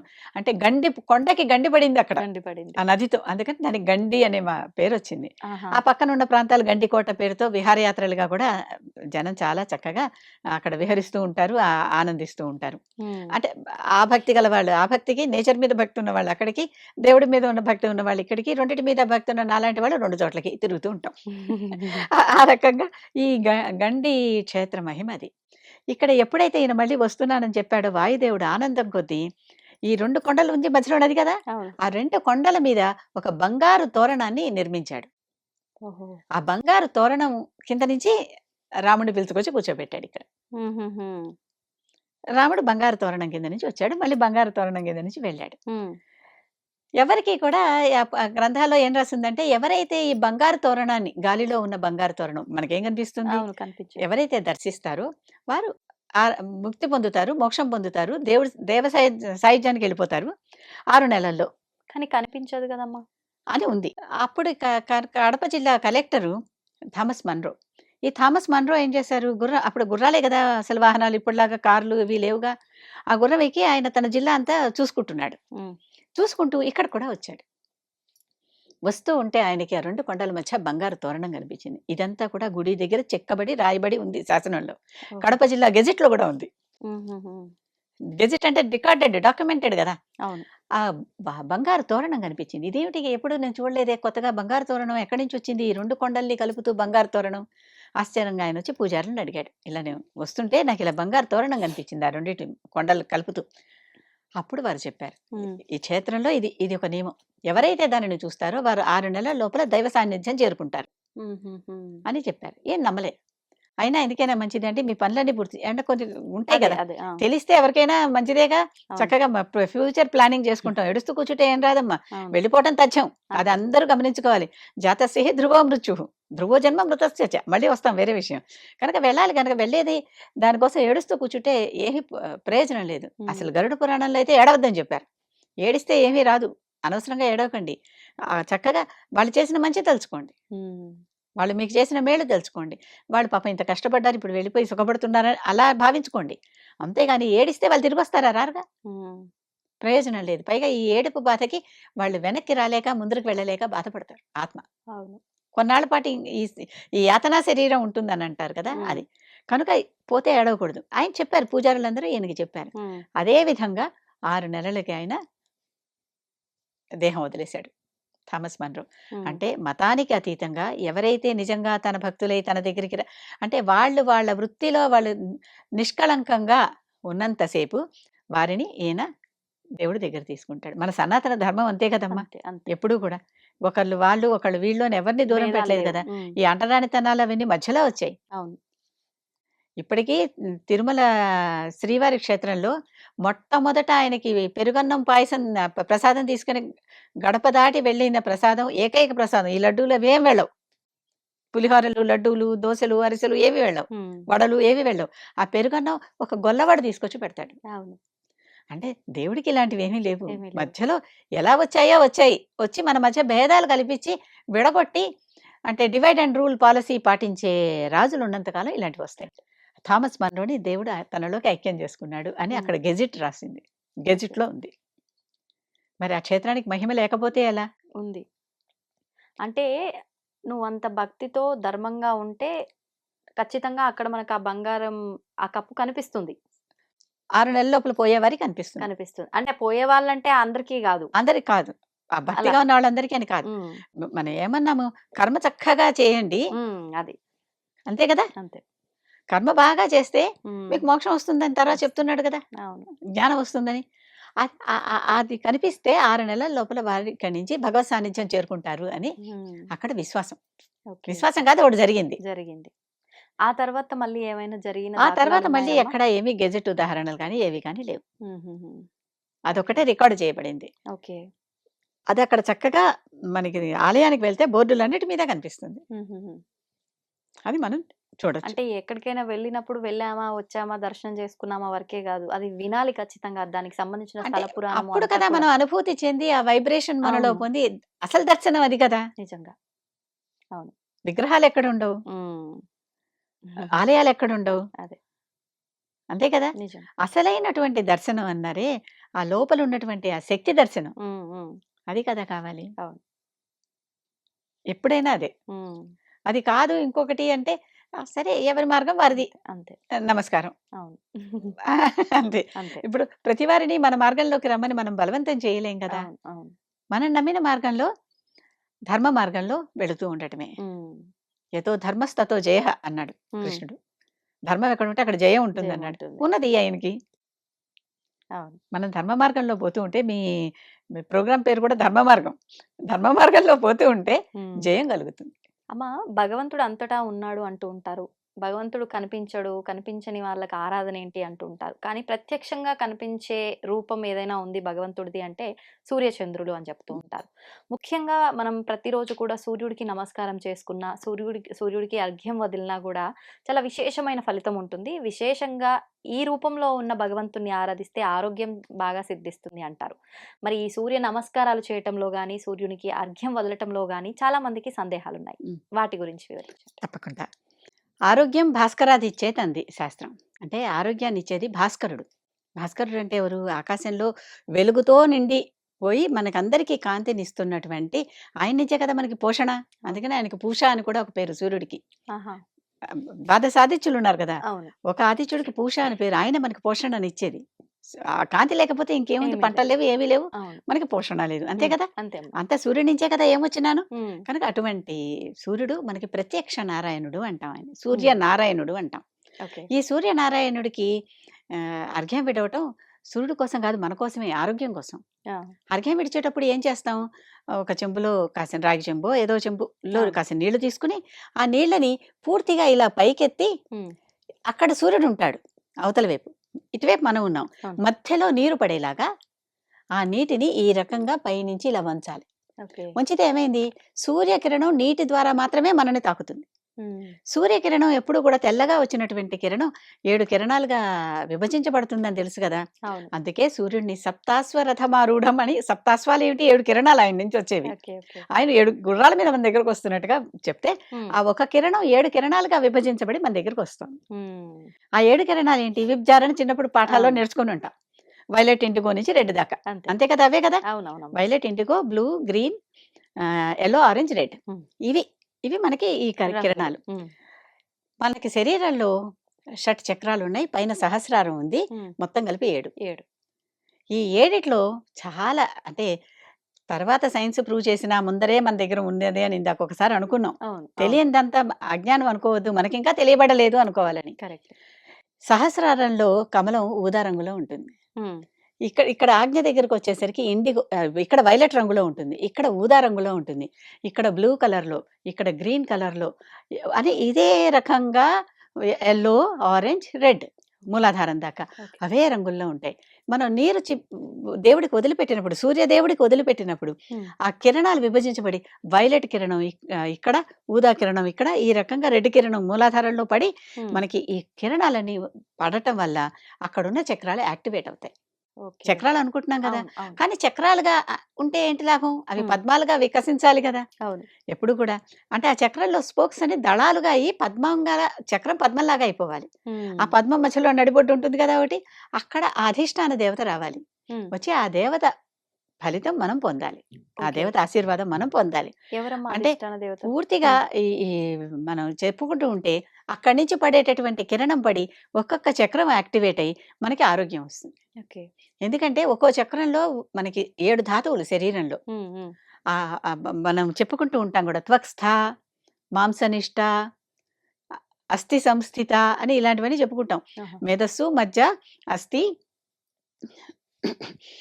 మాంసం, చర్మం, హ్మ్. శుక్లం. ఆహా! ఇవన్నీ చెప్పుకుంటున్నామే. ఇవన్నీ మన 7 చోట్ల ఉంటాయి. ఈ 7 యాక్టివేట్ అవుతాయి. హ్మ్. అవన్నీ ఎప్పటికప్పుడు యాక్టివేట్ అవుతూ ఉంటే మనలోని రక్తం ఎప్పటికప్పుడు క్లెన్స్ అయిపోయి మళ్ళీ చక్కగా వచ్చేసి, మనలోని మాంసం ఎప్పటికప్పుడు క్లెన్స్ అయిపోయి చక్కగా ఉండి, మనలోని మజ్జ, మనలోని మేధస్సు, హ్మ్. మనలోని అస్థి అన్నీ ఎప్పటికప్పుడు శుక్ల ఇవన్నీ కూడా ఎప్పుడెప్పుడైతే అవును. శుద్ధి పడిపోయాయో, ఈ ఆరోగ్యం రాక ఏం చేస్తుంది? అవును. ఆరోగ్యం భాస్కరాది ఇచ్చేదంటే ఊరికే సూర్యుడి దగ్గర నుంచి ఆరోగ్యం ఆరోగ్యం అంటే కాదు. అది ఒక పద్ధతి. ఒక సూర్యకిరణాలు పడతాయి, డి విటమిన్ వస్తుంది. అది ఒక పద్ధతి. దాన్ని కూడా ఏది తక్కువ చేయడానికి వీల్లేదు. అవును. అందుకనే చెప్తున్నా. ఏ పూజ చేసినా దానికి ఫలితం లేదు అని ఎప్పుడు అనుకోవద్దు. ఆ హ్మ్. ఫలితం మనం ఆశించినంత మేర రిజల్ట్ రాకపోవచ్చు. ఇక్కడ క్లాస్ రూమ్ ఎగ్జాంపుల్ ఒకటి చెప్తా. అందరు విద్యార్థులు విన్నారు. యాహ్! ఒకడికి 100% వచ్చింది. ఒకడికి 30% వచ్చింది. హ్మ్. వీడు పాస్ అయ్యాడు, వాడు పాస్ అయ్యాడు. అవునా? అంటే ఏంటి? ఎంతో కొంత అయితే వస్తోంది. అవును. ఇంకా బాగా నేర్చుకుంటే ఈ 30 వాడు తర్వాత పరీక్షకొచ్చేసరికి 60 కావచ్చు. 60-100 కావచ్చు. అవును. మన ప్రయత్నం చేయటంలో ఉన్నది. సాధన చేయటంలో, పద్ధతిని మార్చుకోవటంలో ఉన్నది. నేర్చుకునే పద్ధతి మార్చుకోవటంలో. ఆ! కనుక సూర్యుడి నుంచి 100% ఆరోగ్యం మనకిస్తాడాయన. ఇస్తాడు. మనం సరిగ్గా తీసుకోవాలి. అవును. ఆ రిసీవింగ్ ఎండ్ ఎక్కడ ఎండ పడుతుందో అక్కడి నుంచుంటే మనకి వెచ్చదనం వస్తుంది గానీ, ఎండ పడని చోట నుంచుంటే వెచ్చదనం ఎందుకొచ్చింది? రాదు. రాదు కదా! అది అలాంటిది. అంటే ఇప్పుడు మనం ఆ నించున్న విధానము అదంతా నించున్న దిక్కులు చక్కగా చూసుకొని సూర్యుడికి ఎట్టెదురుగుండా నుంచోవాలి. సూర్యకాంతి మన మీద పడాలి. అంటే మనం తూర్పు సైడ్ ఫేసింగ్ పెట్టి నించునే అట్లా ఏమైనా సాయంకాలం మరి పశ్చిమ వైపు వెళ్తే సాయం సంధ్యలో సూర్యుడికి అర్ఘ్యం విడిచేవాళ్ళు లేరు? మరి అందుకే అందుకే ఎప్పుడు చెప్తున్నా సూర్యుడు ఎటుంటే అటు. ఓహో! సూర్యుడికి మనకి మధ్యలో ఆయన ఎక్కడైనా ఉండని. సూర్యుడికి మనకి మధ్యలో మరి మధ్యాహ్న సంధ్యలో నెత్తి మీద ఉంటున్నాడు. అంటే అవును. అప్పుడు చేతులు ఇంకా ఎత్తాలన్నమాట. ఓహ్! ఎత్తి ఆ అర్ఘ్యం విడుస్తూ ఉంటే హ్మ్. అప్పుడు ఆ నీరు ఈ విధంగా మన మీద పడదు. మన ముందు ముందర. ఒక ఫిల్మ్ లాగా ఏర్పడుతుంది. అవును. మనకి దానికి మధ్యలో ఒక తెరలాగా ఇది వస్తుంది. వచ్చి దాని మీద పడినటువంటి సూర్యకాంతి ఇలా పూర్తిగా వికిరణం చెంది 7 రంగులుగా విభజించబడి ఏ చక్రానికి కావలసిన అందుకనే మనం నిట్ట నిలువుగా నుంచుని చెయ్యాలి అని చెప్తున్నా చేతులు పైకెత్తి. ఎందుకంటే ఇది కూడా ఆ కిరణం పడే డైరెక్షన్‌లో ఉండాలి. అవును. అవును. ఇప్పుడు వదలటమే ముఖ్యమా? వదిలిన నీరు ఎక్కడ వదులుతున్నాము అనేది గూడా అది చూసుకోవాలా? మొక్కల్లోకి వదిలేయొచ్చు. ఎందుకు సముద్రాల్లో, నదుల్లో చేసేవాళ్ళు అక్కడికక్కడే అక్కడే వదిలేస్తున్నారు వదులుతారు. గదా! కానీ ఇప్పుడు సిటీ‌లో ఇంత సౌలభ్యం ఎక్కడుందమ్మా? మీ మీ వదలడానికి. బాల్కనీలోను సూర్యుడు కనిపించాలిగా. మరి కనిపించాలిగా. సూర్యుడు కనిపించే చోటుకెళ్ళండి. టెర్రస్ మీదకో, కింద గార్డెన్‌లోకో హ్మ్. ఎక్కడో అపార్ట్మెంట్‌లో కూడా గార్డెన్ ఉంటుందిగా తప్పనిసరిగా. హ్మ్. హ్మ్. అలాంటి చోటుకెళ్ళండి. లేతే టెర్రస్ ఉంటుంది కదా! అక్కడికెళ్ళండి. అలాంటి చోటకెళ్ళి సూర్యుడు కనిపించే చోట కనుక హ్మ్. అక్కడ నీరు వదిలేయండి. అక్కడ రోజు నీరు పడి బాగా ఇబ్బందిగా ఉందనుకోండి అక్కడ నీరు. అక్కడ మొక్క పాట్ పెట్టుకోండి. హ్మ్. ఆ హ్మ్. పాట్‌లో నీరు పడుతూ ఉంటాయి. ఆ పాట్‌కి మనం రోజు వాటరింగ్ చేయక్కర్లా. అదే. ఈ నీళ్ళు చాలుగా. అవును. ఉపాయాలున్నాయి. హ్మ్. చెయ్యాలని అనుకో అందుకే ఆలోచన మనసుంటే రావాలి. మార్గం ఉంటుందన్న.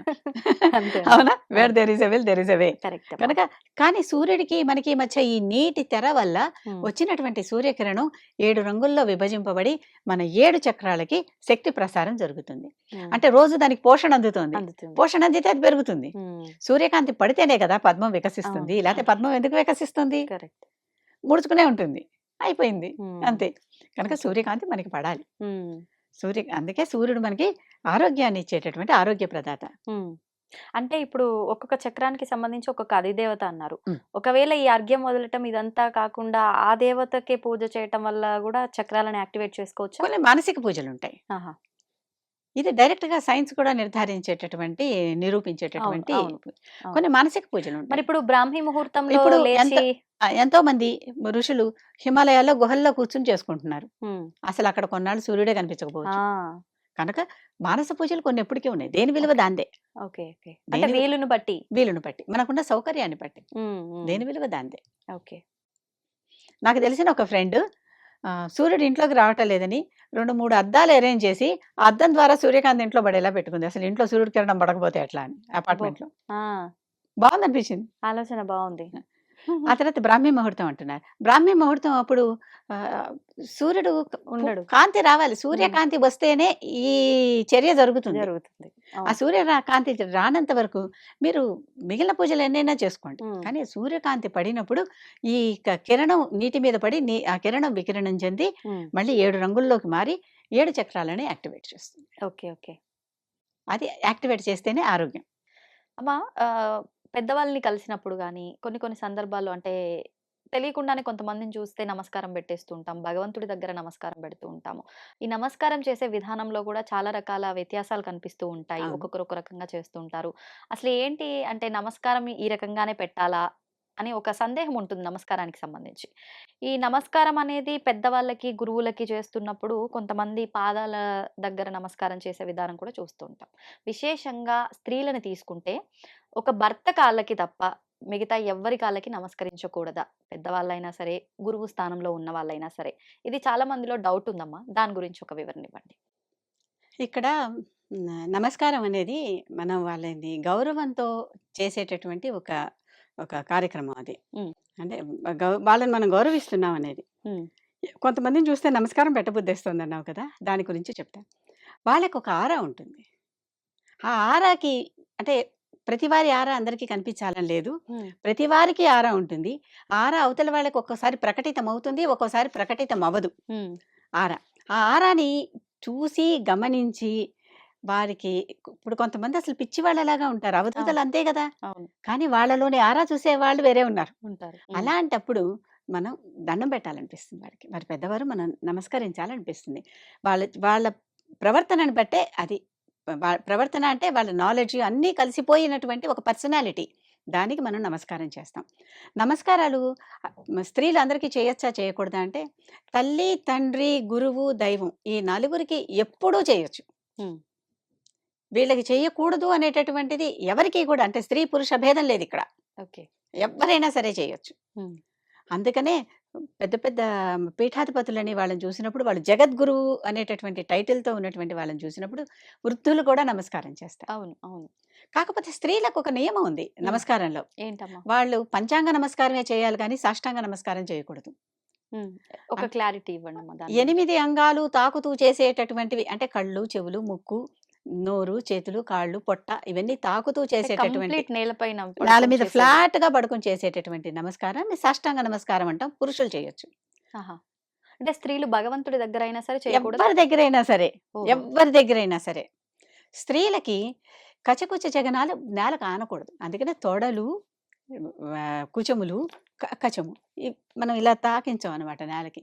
తాకిచ్చకుండా నుదురు వరకు ఇలా తాకిచ్చి దండం పెడతాం. ఓహోహో! పంచాంగాలే వీళ్ళకి. 5 అంగాలు తాకితే చాలు వాళ్ళకి 8 అంగాలు తాకాలి పురుషులకి. ఈ ఆహా! నియమం మాత్రం స్త్రీలకి లిమిట్ ఉంది. ఓకే. ఓకే. ఇది ఇది మాత్రమే భేదం తప్పితే నమస్కారాల్లో స్త్రీలకు వేరే భేదం, పురుషులకు వేరే భేదం అనేది ఎక్కడా లేదు. హుహుహు. ఏ శాస్త్రంలోనూ, ఏ గ్రంథంలోనూ, ఏ ఆహ్, అంటే కొన్ని కొన్ని నిర్ణయ సింధు, ధర్మ సింధు అనేటటువంటి పుస్తకాల్లో మనకి రూల్స్ చెప్తారు. రెగ్యులేషన్స్. వాటిల్లో గాని ఎక్కడ కానీ లేదు.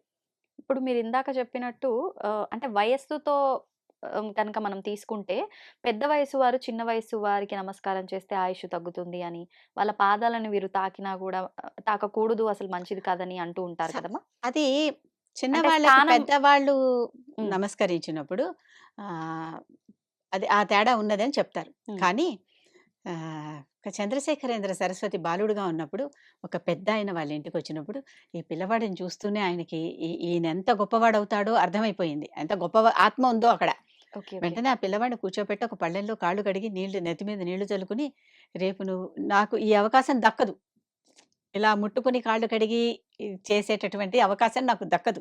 అందుకని నీకిప్పుడు చేసేస్తున్నానంటాడు. అబ్బబ్బబ్బా! ఆ! అంటే అవతల వాళ్ళలోని దైవత్వాన్ని దర్శించిన వాళ్ళకి దైవంగా భావించి చేస్తున్నారు గానీ, వయస్సు కాదు. 6 ఏళ్ల పిల్లాడా, 5 ఏళ్ల పిల్లాడా, 3 ఏళ్ల పిల్లాడా అని కాదు. ఓకే. ఓకే. హ్మ్. ఆ దైవత్వాన్ని దర్శించి అందుకే చెప్పాను అందరి ఆరా అందరికీ ప్రకటితం కాదు అని. హ్మ్. హ్మ్. అవును. కనుక ఇది ఇందాక మనం ఆల్రెడీ టచ్ చేసిందే ఇది విడిగా చెప్పుకుంటున్నాం అనమాట ప్రత్యేకంగా. హ్మ్. హ్మ్. అంటే ప్రతి వారి ఆరాని బట్టి ఆ అవతల వారిలో మనం దైవాన్ని కనుక చూడగలిగితే అందుకే ఇప్పుడు ఒక్కొక్కరికి మనం నమస్కారం అంటే నమస్కారం అండి అని ప్రతి నమస్కారం చేయటం సంస్కారం అనేది ఒక అవును. పద్ధతొచ్చింది. అవును. ఈ ప్రతి నమస్కారం ఎందుకు చేస్తున్నాము? ప్రతి వారిలోనూ ఒక ఆత్మ ఉన్నది. ఇక్కడ ఆత్మవత్ సర్వభూతాని ప్రతి భూతంలోనూ ఆత్మ ఉన్నది. అంటే హ్మ్. కుక్కల్లో, పిల్లుల్లో గూడా ఆత్మ ఉన్నది. ఉంది. యః పశ్యతి స పశ్యతి. దాన్ని చూడగలిగిన వాడే దర్శనం చేసిన వాడే అసలైన దర్శనం ఉన్నవాడు. చూపు హ్మ్. ఉన్నవాడు, హ్మ్. దృష్టి హ్మ్. ఉన్నవాడు.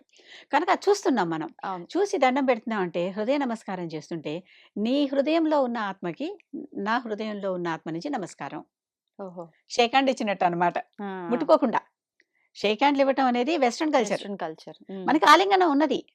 ఆహా! అంటే హనుమంతుడిని రాముడు రాముడు. హనుమంతుడిని ఆలింగనం చేసుకున్నవి. ఇలాంటి కొన్ని కొన్ని సుగ్రీవుడు, రాముడు ఆలింగనం చేసుకున్నవి. కొన్ని కొన్ని ఆలింగనాలు మనకి ఉన్నాయి. హ్మ్.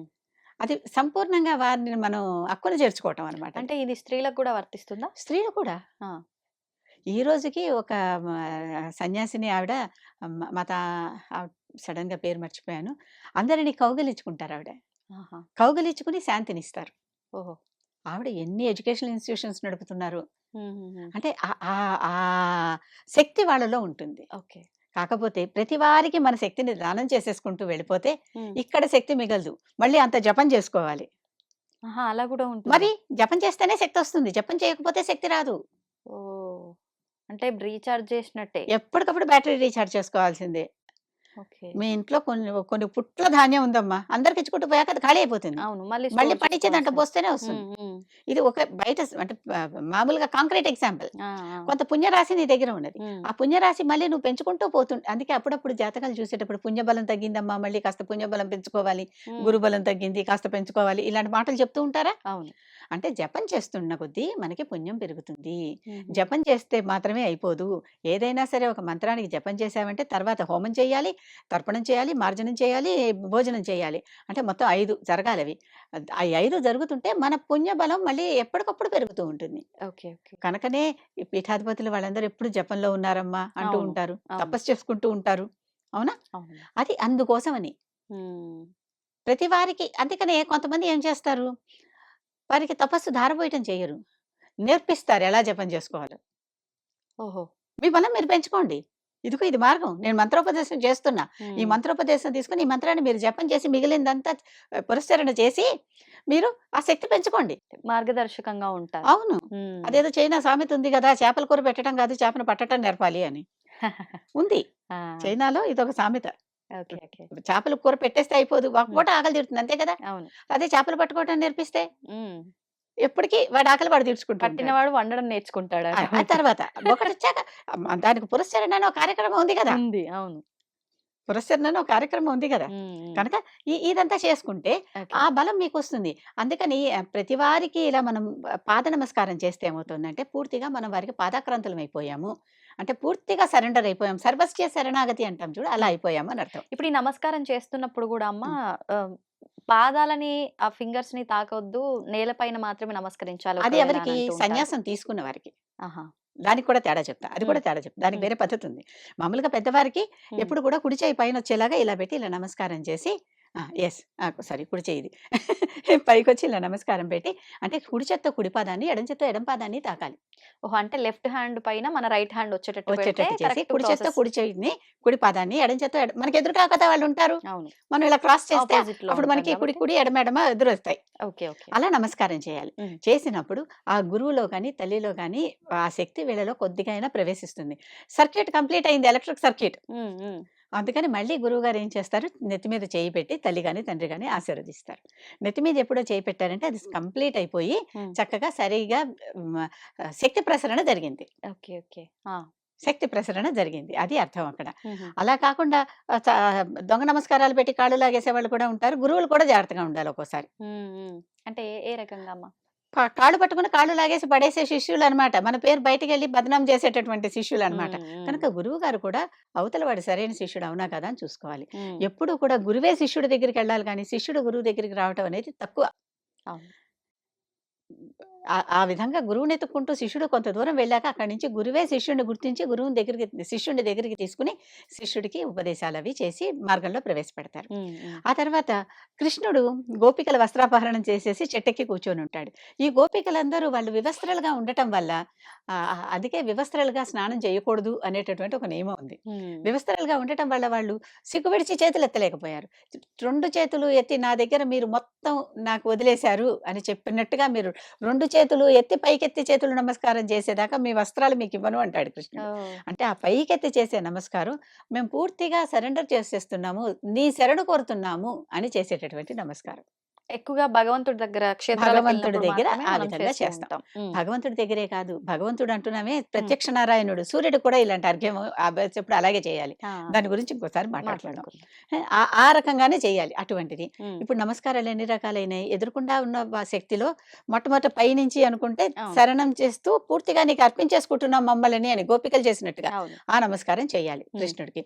మళ్ళీ హృదయ నమస్కారం చేసేటప్పుడు ఆ హృదయంలో ఉన్నట్టు అనాహతంలో అంటకుండా అంటుకోలేనంత జాగ్రత్తగా ఒక పేటికలో హ్మ్. పేటిక అంటే అది కనపడని పేటిక. హృదయం అనేది ఎవరికి కనిపిస్తుంది? అవును. అదే హృదయం ఎక్కడున్నది? హృదయం ఎక్కడున్నది? అని పడుకోవాల్సిందే తప్పితే హృదయం కనిపించదు. గుండె ఉంటుంది. అదొక మాంసం హృదయం ముద్ద, వేరు, అదొక గుండె టిష్యూ. వేరు. గుండె వేరు, హృదయం వేరు. హ్మ్. హ్మ్. గుండె వేరు, హృదయం వేరు. హ్మ్. ఓకే. ఈ హృదయం ఇక్కడ అనాహతంలో ఉన్నటువంటి లోపల ఉన్న ఆత్మని అవతల వాళ్ళు దర్శించగలిగినప్పుడు అంటే మనస్సు అంటారు. హృదయం, మనస్సు ఒకటా అమ్మ? కాదు. ఆ! మనస్సు మళ్ళీ పూర్తిగా మెదడుకు సంబంధించింది. చంద్రమా మనసో జాతః అని దానికి దానికి అధిపతి వేరే ఆహా! చంద్రుడు. ఓకే. ఓకే. ఓకే. దానికి అధిపతి వేరే. ఇక్కడ ఈ హృదయంలో ఆహ్, రవి రూపంలో వెలుగుతూ ఉంటాడు ఈయన. రవి అంటే సూర్యుడి వల్ల. సూర్యుడు. ఆ ఆత్మ వెలుగు అంటాం కదా! ఆత్మ అంటే అవును. వెలుగే అన్నాంగా. అవును. ఆ అవును. వెలుగు రూపంలో ప్రాణం అనే జ్యోతి రూపంలో వెలుగుతూ ఉన్నటువంటి ఆ ఆత్మ ఉన్నదే అది లోపల. దానిని ఎవరైతే దర్శించగలుగుతారో అప్పుడు అవతల వాళ్ళ దాంట్లో కూడా అదేగా ఉంది. హ్మ్. మనమందరం ఒకటే జ్యోతి నుంచి వచ్చిన వాళ్ళమే కదా! కనుక దానికి కూడా నమస్కారం. అందుకే అవధూతలైన వాళ్ళు చిన్న చిన్న జంతువుల్లో కూడా కుక్కల్లో, పిల్లుల్లో కూడా చూసి దగ్గర పెట్టుకున్నారు. హ్మ్. గమనిస్తారు కదా అవును. కొన్నిని. అవును. అవును. వాళ్ళలో కూడా దైవ స్వరూపాన్ని పక్షులు, జంతువుల్ని ఎక్కువగా దగ్గర తీస్తూ ప్రతిదీ, ఉంటారు. ప్రతిదీ వాళ్ళలో దైవ స్వరూపం ఉన్నది. హ్మ్. దత్తుడు. అవును. ఆ దైవ స్వరూపం ఉన్నదని గుర్తించటం. హ్మ్. అవతల వారిలో కూడా.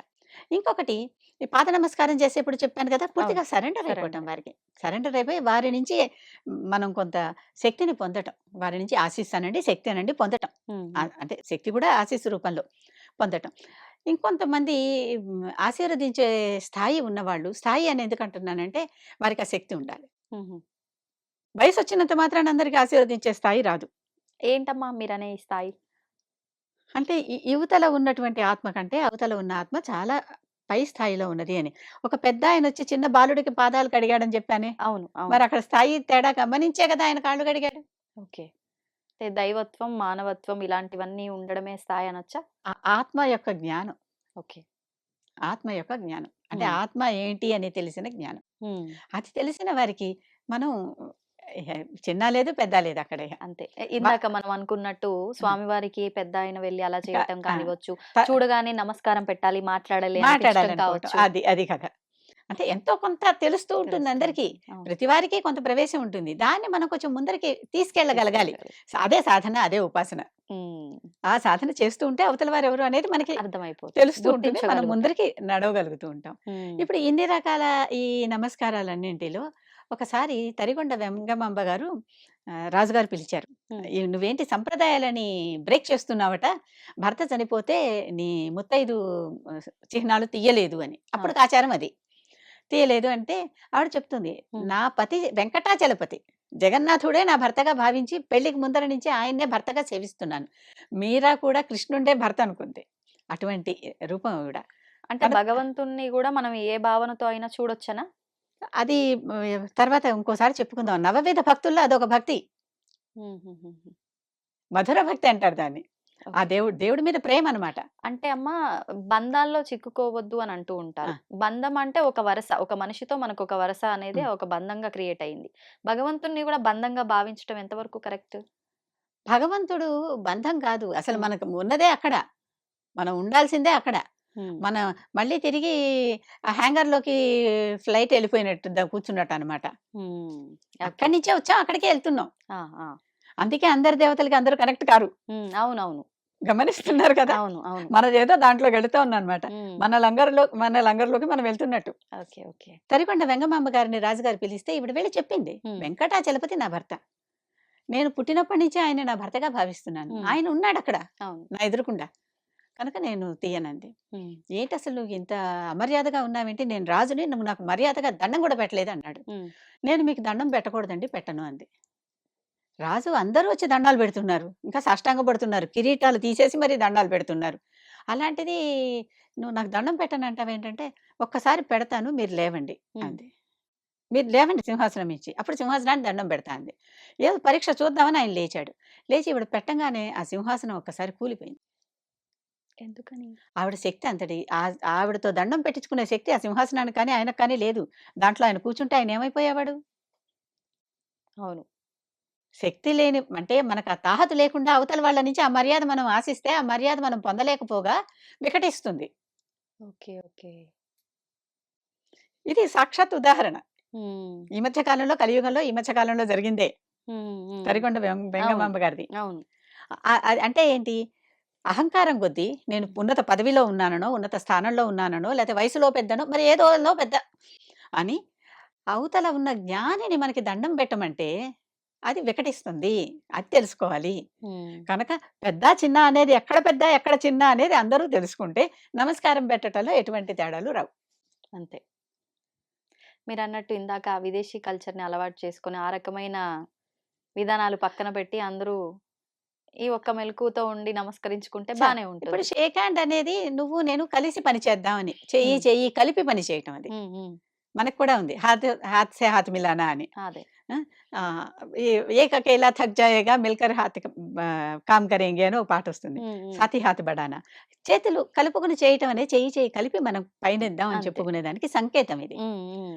ఈ సంకేతం మనమేం చేస్తున్నాము? రకరకాల మడి మైలల వల్ల అందరిని తాకట్ల. తాకట్లే. మడి మైలలంటే దానికి ఎన్నో కారణాలున్నాయి. ఇందాక మీరు సన్యాసికి కాళ్ళు ముట్టుకోకుండా పక్క నుంచి నమస్కారం పెట్టాలని అనుకున్నాం గదా! ఎందుకు అనుకున్నామంటే, సన్యాసం తీసుకునే ముందర అతను తనకు తాను శ్రాద్ధకర్మ నిర్వహించుకుని, తాను చనిపోయినట్టుగా విశ్వసించి, హ్మ్. విశ్వసించి కాదు అదే పద్ధతి. చనిపోయిన వాడికి ఎలా అయితే శ్రాద్ధకర్మలు చేస్తారో, ఈ బతికున్న మనిషికి శ్రాద్ధకర్మలన్నీ చేసేసి పోయాడు. మళ్ళీ తర్వాత సన్యాసంలోకొచ్చాడు. అందుకని సన్యాస నామం వేరే ఉంటుంది. అంతకు పూర్వనామం వేరే ఉంటుంది. అవునవును. అవును. పూర్వాశ్రమ నామం వేరే ఉంటుంది. ఉంటుంది. సన్యాసాశ్రమ నామం వేరే ఉంటుంది. హ్మ్. అవునా? అవునమ్మా. కనుక ఆ నామం తీసుకొని హ్మ్. కొత్త జన్మ ఇది. ఓకే. ఓకే.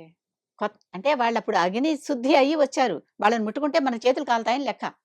ఓహోహోహో! వాళ్ళు అగ్నితో సమానమైన వారు. ఆహా! అందరి సన్యాసులు అలా ఉన్నారా లేదా అంటే, సరే ప్రతి చోట ఎక్సెప్షన్స్ ఆర్ దేర్ ఎవ్రీవేర్. ఇది మాత్రం అందరూ గుర్తుపెట్టుకోండి. గుర్తుపెట్టుకోవాలి. ప్రతి వాళ్ళు కాషాయం వర్ణం కట్టుకున్న వాళ్ళందరూ అదే స్థితిలో అని నేనెప్పుడు అనను. అవును. అవును. కొంతమంది దాంట్లోనూ దొంగ సన్యాసులుంటారు. హ్మ్.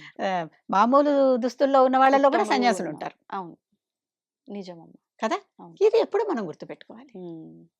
లలితా సహస్రానికి మొట్టమొదట భాష్యం రాసిన భాస్కర్ రాయలు వారు గృహస్థు. హ్మ్. భార్యతో సహా ఉన్నాడాయన. హుహుహు. అయినా అమ్మవారు ఆయన్నెన్నుకుని "నువ్వే భాష్యం రాయి. మొట్టమొదటిసారి నా భాష్యాన్ని రాయదగిన అర్హుడివి నువ్వే" హ్మ్. అని ఆయనకు అప్పు తీర్చి మరీ ఆయన అప్పుంటే రాయకూడదు కదా! అనంటే, అప్పు తీర్చి మరీ ఆయన చేత భాష్యం రాయించింది. అప్పుంటే రాయకూడదు. రాస్తే అది వాళ్ళకి కూడా చెందుతుంది. అందుకే అప్పులు చేసి తీర్థయాత్రలు ఎవరికి చేయకూడదన్నాం. చెందుతుంది? అప్పిచ్చిన వాడికి కూడా. మనం చేసిన పుణ్యం ఉంది కదా! ఆ! వాడికి కూడా వాటా ఎళ్తుంది. ఎళ్తే ఏముందమ్మా? ఏముందమ్మా అనుకుంటే సరే. ఆ! కానీ అప్పటిదాకా ఇది పుస్తకం ప్రకటితం గూడా కావటానికి వీల్లేదు. ఓహో! ఆటంకం ఆట్ వస్తుందా? ఆ! పుస్తకం మనం ఆహాహా! వాళ్ళకి కూడా అనుమతి రావాలి. ఓకే. ఓకే. ఓకే. ఇద్దరు హక్కుదారులు. హా! ఇద్దరు అన్నదమ్ములు ఒక ఇంటికి వారసులమ్మా. హ్మ్. ఇద్దరు సంతకాలు పెట్టందే ఆ ఇల్లు ఎలా అమ్ముతారు? అంతే గదా! కనుక పుస్తకం ప్రకటితం చేయటానికి కూడా వీల్లేదు. ఓకే. ఓకే. వాళ్ళు కూడా ఒప్పుకొని ఇక్కడొచ్చింది సమస్య. లీగల్ సమస్యలే ఇవన్నీ. అవును. అవును. మనం అర్థం చేసుకుంటే అర్థం చేసుకోకపోయినా హ్మ్. అందుకనే అప్పు చేసి పుణ్యతీర్థాలు, క్షేత్రాలు తిరిగేవాళ్ళు ఉంటారు కొంతమంది. హ్మ్. అమ్మో! వాళ్ళు తిరిగేస్తున్నారు. మేము తిరగకపోతే ఎట్లా? లేకపోతే ఇప్పుడు వయసులో ఉన్నప్పుడు తిరగకపోతే తర్వాత అస్సలు తిరగలేమేమో అని చేసేవాళ్ళు. తప్పనిసరిగా గుర్తించాల్సిన విషయం ఏంటంటే దేవుడు అన్ని చోట్ల ఉన్నాడు. మీ హ్మ్. ఇంట్లోనూ ఉన్నాడు. మనసులోనే ఉన్నాడు. ఇంకా బయటికి కూడా ఎళ్ళక్కర్లేదు. హ్మ్. ఇక్కడే ఉన్నాడు. అంతేగాని అప్పు చేసి ఎళ్తే నువ్వు సంపాదించిన ఇంత తిరిగి చేసిన పుణ్యంలో సగభాగం అవతల అప్పిచ్చిన వాళ్ళకి వాళ్ళకి కూడా వెళ్ళిపోతుంది. చెందుతుంది. అంతే. ఇది ఇస్లాం పద్ధతిలో కూడా హజ్ యాత్రలు చేసేటప్పుడు పెద్దవాళ్ళు హజ్ యాత్రలు చేయలేని వాళ్ళు ఇంకొకరికి డబ్బిచ్చి వారు చేసేటటువంటి ఏర్పాట్లన్నీ చేసి వారు యాత్ర చేసొచ్చాక ఫలితం వీరికి ధారపోస్తారు. హ్మ్. చేసిందెవరు? అవును. ఇంకొకరు. ఇద్దరికి ఫలితం వచ్చిందా? వచ్చింది. అది ఇలాగ. అంటే ఒకరి డబ్బుతో ఇంకొకరు ఆ పని చేస్తే ఆ హ్మ్. ఫలితం ఇద్దరికీ పంచబడుతుంది. ఓకే. ఓకే. కనుక ఇవన్నీ ఇవన్నీ కూడా దృష్టిలో ఎన్ని పెట్టుకోవాలి. రకాల చిన్న చిన్న ధర్మ సూక్ష్మాలంటారు హ్మ్. వీటిని. హ్మ్. హ్మ్. ఈ ధర్మ అవును. సూక్ష్మాలు స్మాల్ నువాన్సెస్ అన్నమాట. హ్మ్. జాగ్రత్తగా చదువుతుంటే వాటికి మనకి చదవటం అనే కాదు దర్శనం అంటాం అందుకే. హ్మ్. దర్శనం అంటే ఏమిటి? తెలుసుకోగలగటం. అదే. కంటితో దర్శనం కాదమ్మా మనస్సుతో మనస్సుతో దర్శనం. దర్శనం. అదైనప్పుడు ఇవన్నీ తెలుస్తాయి. అమ్మ ఎక్కువగా మనం ఏ పూజలు, వ్రతాలు ఏం ఆచరించినా గూడా మంత్ర రూపంలో మనం వింటూ ఉంటాము. ఎక్కువగా ఈ త్రిమూర్తులు ఎవరైతే ఉన్నారో, త్రిమాతలు ఎవరైతే ఉన్నారో హ్మ్. వారికి సంబంధించిన మంత్రాలు గాని, శ్లోకాలు గాని, సంకల్పంలో గాని ఎక్కువగా ఇవే వినిపిస్తూ ఉంటాయి. హ్మ్. ఎందుకు అంటే అంత ప్రాధాన్యత వీళ్ళ 6 దేవతలకు, దేవతామూర్తులకు మాత్రమే? అంటే ఎంతోమంది దేవతలున్నారు కదా! విశేషంగా వీళ్ళని మాత్రమే ఎందుకు తీసుకొస్తున్నాం? ఎందుకంత ప్రాధాన్యత ఇస్తున్నాం? దాని వెనకాల ఆంతర్యం ఏంటి? ఈ 6 రోజు నిత్య సంకల్పంలో చెప్పుకునేవారెవరంటే లక్ష్మీనారాయణాభ్యాం నమః, ఉమామహేశ్వరాభ్యాం నమః, హ్మ్. వాణి హిరణ్యగర్భాభ్యాం నమః, శచీ పురందరాభ్యాం నమః, అరుంధతి వశిష్టాభ్యాం నమః, చిట్ట చివరిది సీతారామాభ్యాం నమః. ఈ ఆరుగురిని చెప్పుకుంటూ ఉంటాం. నిత్యం చెప్పుకుంటాం. హ్మ్. ఈ ఆరుగురిలో మనం ఒకటి గమనించి చూస్తే స్త్రీలే ముందరున్నారు. అవును. పురుషులు తర్వాతున్నారు. ఎందుకని? సృష్టిలో స్త్రీనే ముందరుంటుంది. తర్వాతే పురుషుడు స్త్రీ ద్వారా వస్తాడు అని చెప్పటానికి ఒక ఉదాహరణ. ఓకే. అందుకనే చాలామంది శుభలేఖలో రాసేటప్పుడు, ఇన్విటేషన్ కార్డ్స్‌లో రాసేటప్పుడు మిస్టర్ అండ్ మిసెస్ అని రాస్తారు. అది తప్పు. హ్మ్. మిసెస్ అండ్ మిస్టర్ అని రాయాలి. శ్రీమతి అండ్ శ్రీ అని రాయాలి. ఆహా! ఆ చివరలో ఏది ఉంటుందో ఆ పేరు గల వాళ్ళది ఆ చివరిలోకి రావాలి. భార్యాభర్త ఇద్దరిని కలిపి చెప్తున్నారు కదా ఆ మాట అవును. అంటంలో. అవును. శ్రీ అండ్ శ్రీమతి రామారావు కాదు, శ్రీమతి అండ్ శ్రీరామారావు. ఓహో! శ్రీరామారావు గారి యొక్క శ్రీమతి. అవును కదా! లాజిక్ అది. లాజిక్కే కదా! ఆ! కాకపోతే పురుషాహంకారం ఉన్నవాళ్ళు మేమే ముందర ఉండాలి అని యుగో ఉంటుంది కదా, మేల్ ఇగో ఉన్నవాళ్ళు దాన్ని తీసుకొచ్చి తారుమారు చేస్తూ ఉంటారు. మనకి సంకల్పంలోనే ఇది ఉంది. అవును. రోజు వాళ్ళే చెప్పుకుంటారు. ఈ పురుషుల పూజ చేసేప్పుడు సంకల్పంలో అలాగే చెప్పుకుంటారు. హ్మ్. రామ సీతాభ్యాం నమః అనరు. సీతారామాభ్యాం నమః అని అంటారు. హ్మ్. ఇక్కడ వీళ్ళలో ఉన్నటువంటి ప్రత్యేకత ఏంటంటే, లక్ష్మీనారాయణులు మన స్థితికారకులు. మనం వాళ్ళని ఎందుకు పూజిస్తున్నాం నిత్యం? మనం ఈ స్థితిలో ఇలా ఉన్నామంటే సృష్టి స్థితి లయ అని చెప్పుకున్నాం కదా! ఈ స్థితికారకులు లక్ష్మీనారాయణులు. హ్మ్. వారు ఉండబట్టే మనం ఉన్నాం. నారాయణుడు మనం ఎలా ఉండాలి, ఏమిటి అనేదాన్ని నిర్దేశించి చూస్తున్నాడు.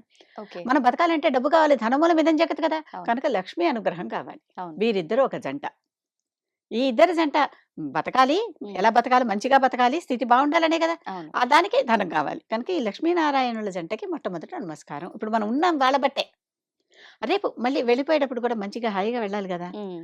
లయకారకులు. లయకారకుల్లో ఉమామహేశ్వరాభ్యాం నమః. మహేశ్వరుడేమో లయకారకుడు తీసుకెళ్ళిపోతాడు. అవును. కానీ తీసుకెళ్ళటానికి ఆయనకి శక్తి కావాలిగా! ఆయనకే శక్తి. మరి ఆయనకి శక్తి లేకపోతే ఎవరైనా కూడా శ్రీ లేకపోతే శ్రీనివాసుడేమయ్యాడు? లక్ష్మి, లక్ష్మి అని వెతుక్కుంటూ లోకాలన్నీ తిరిగాడు. తిరిగారు. గమనించాం గదా ఒకటి. అవును. ఎప్పుడూ కూడా శక్తి లేనిదే ఏమీ జరగదు. హ్మ్. ఆ శక్తి రూపిణి ఉమ. ఓకే. ఆ ఉమ సహాయం లేనిదే, లక్ష్మి సహాయం లేనిదే ఉన్నత స్థితిలో తన జనులని, తన ప్రజలని ఎలా నారాయణుడు చూడలేడో, అలాగే ఉమ అనే శక్తి లేనిదే మహేశ్వరుడు ఎవరిని లయం చేయలేడు. హుహుహుహుహు. కనుక ఆ లయం చేసే శక్తి ఇచ్చేదావిడ. ఓకే. అలాగే వాణి గర్భాభ్యాం నమః. హిరణ్య గర్భుడు అంటే బ్రహ్మ. ఆయన మనల్ని సృష్టించాడు. హ్మ్. ఉత్తిగా సృష్టించి చంపేసి పంపించేస్తే పోయిందా? లేదు కదా! లేదు. మరి వాళ్ళకి కాస్త బుద్ధి, తెలివి, వివేకం, విజ్ఞానం ఉండాలిగా. ఉండాలి. అది ఇచ్చేదెవరు? అమ్మ. వాణి. వాణి అంటే వాక్కు. హ్మ్. హ్మ్. మాట లేకుండా వచ్చి ఏం చేస్తున్నాం? అంతే కదా! నేర్చుకున్నా, మాట్లాడినా మాట నుంచే కదా! అవును. మనం ఎవరైనా అవతల వాళ్ళు మనల్ని గమనించినా, గుర్తించినా మన వాక్కు నుంచే. హ్మ్. హ్మ్. మనం ఏరా అంటే వాడు పోరా అంటాడు. అంతేగా. మ మాట మంచిదైతే అంతా మనం మంచిగా ఉంటుంది. నమస్కారం అంటే వాడు నమస్కారం అంట. అంతే అవును. కదా! అంతే. కనుక ఆ వాణినిచ్చేదెవరు? పుట్టిన కొత్త జీవికి హ్మ్. ఆయన సృష్టించి ఇచ్చిన జీవికి వాణినిచ్చింది ఆవిడ. ఓకే. కనుక వాణి హిరణ్య గర్భాభ్యాం నమః. పుడుతూనే మనకది లేకపోతే పుట్టి ఏంటి ప్రయోజనం? పుడతాం, పోతాం అంతే గదా! అంతే. మన వల్ల ఏమి అక్కడ డిఫరెన్స్ ఒక ఉండదు. వస్తువుకి మనకి అప్పుడు ఏమి ఏం డిఫరెన్స్ ఉండదు. వ్యత్యాసం ఉండదు. హ్మ్. అలాంటి వాళ్ళు ఉన్నారు. ఉన్నారు. ఉన్నారు. అంటే ఏదో ఒక రకంగా వస్తారు. అవును. అది వాళ్ళ పూర్వ కర్మానుసారం వచ్చి ఉండనటువంటివి. అంతే. అంతే. వాటి గురించి మళ్ళీ కర్మ గురించి మళ్ళీ వేరే మాట్లాడుకుందాం. హ్మ్. ఆ తర్వాత శచీ పురంధరాభ్యాం నమః. హ్మ్. శచీదేవి లేనిదే అసలు పురంధరుడికి శక్తే అసలు తను మళ్ళీ తిరిగి తన స్థానానికి తను వచ్చేవాడు కాదు. పురంధరుడు అంటే ఎవరు? ప్రస్తుతం ఉంటున్న ఇంద్రుడు, హ్మ్. దేవేంద్రుడు. ఆయన పేరు పురంధరుడు. పదవేమో దేవేంద్ర పదవి. ఈ దేవేంద్ర పదవి కొన్ని బ్రహ్మహత్య చేయటం వల్ల వదిలేసుకోవాల్సొస్తే, శచీదేవి లలితాదేవిని ఉపాసించి మళ్ళీ పురంధరుడిని తీసుకొచ్చి ఆ కుర్చీలో కూర్చోబెట్టింది. ఓకే. అంటే భర్తకి ఉన్న పదవిలో ఉంచటానికి, పోయిన పదవి తేవటానికి తినటానికి. భార్య సహకారం ఎంత అవసరమో ఈ శచీ పురంధరులు చూపిచ్చారు. హ్మ్. అలాంటి వాళ్ళు మరి అవును. భార్యాభర్తలు ఇద్దరు ఒకళ్ళతో ఒకళ్ళు ఒకళ్ళ కష్టంలో ఉన్నప్పుడు ఇంకోళ్ళు ఆదుకుంటూ ఎలా కలిసిమెలిసి ఉండాలనేది ఉండాలనేది ఇక్కడ ఇక్కడ తెలుస్తుంది. తెలుస్తోంది. మరి అలాంటి వారిని మనం ధ్యానించుకోవద్దు నిత్యం? తప్పకుండా. అరుంధతి వశిష్టాభ్యాం నమః. ఎంతమంది ఉన్నా అరుంధతి వశిష్ఠులే మనకి పెళ్ళిళ్ళలో అగో అరుంధతి నక్షత్రం హ్మ్. చూడు అని చూపిస్తారా? చూపిస్తారు. అరుంధతిని ఎందుకు చూపిస్తున్నారు? మరొకరిని ఎందుకు చూపించట్లేదు? హ్మ్. ప్రతి చోట ప్రతి ఋషికి పత్ని కూడా ఉన్నది కదా! ఉన్నారు. అవును. ఋషులు సన్యాసులు కాదు కదా! అవును. గృహస్థులే. అవును.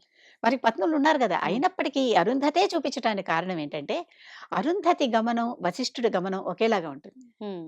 అంటే ఎప్పుడు కూడా ఈ 2 నక్షత్రాలు కొన్నాళ్ళ తర్వాత దూరం దూరంగా అయిపోవటం మనకు తెలుస్తాయా? ఆ! దూరంగా అయిపోవటం, దగ్గరగా అయిపోవటం. ఈ 2 నక్షత్రాలు ఎప్పుడు ఒకటే వేగంతో కలుస్తాయి. ఎప్పుడు ఇవి విడిపోవు. హుహుహుహు. ఎప్పుడు వీటి మధ్య డిస్టెన్స్ మారదు. ఫిక్స్‌డ్. ఓకే. 2 రైలు పట్టాల మధ్య దూరం ఎట్లా మారదో, అవును. అవునా? అలాంటి మారనటువంటి జంటనమాట ఇది. హ్మ్. ఈ భార్యాభర్తలనేవాళ్ళు కొంత డిస్టెన్స్ మెయింటైన్ చేస్తూ మరి ఒకళ్ళ మీద ఒకళ్ళు వచ్చేయకూడదు. Over power చేసేయకూడదు. అంతే. అంతే. కొంత డిస్టెన్స్ మెయింటైన్ చేస్తూ ఒకరినొకరు అనుసరిస్తూ వెళ్ళేవారు వీరు. హ్మ్.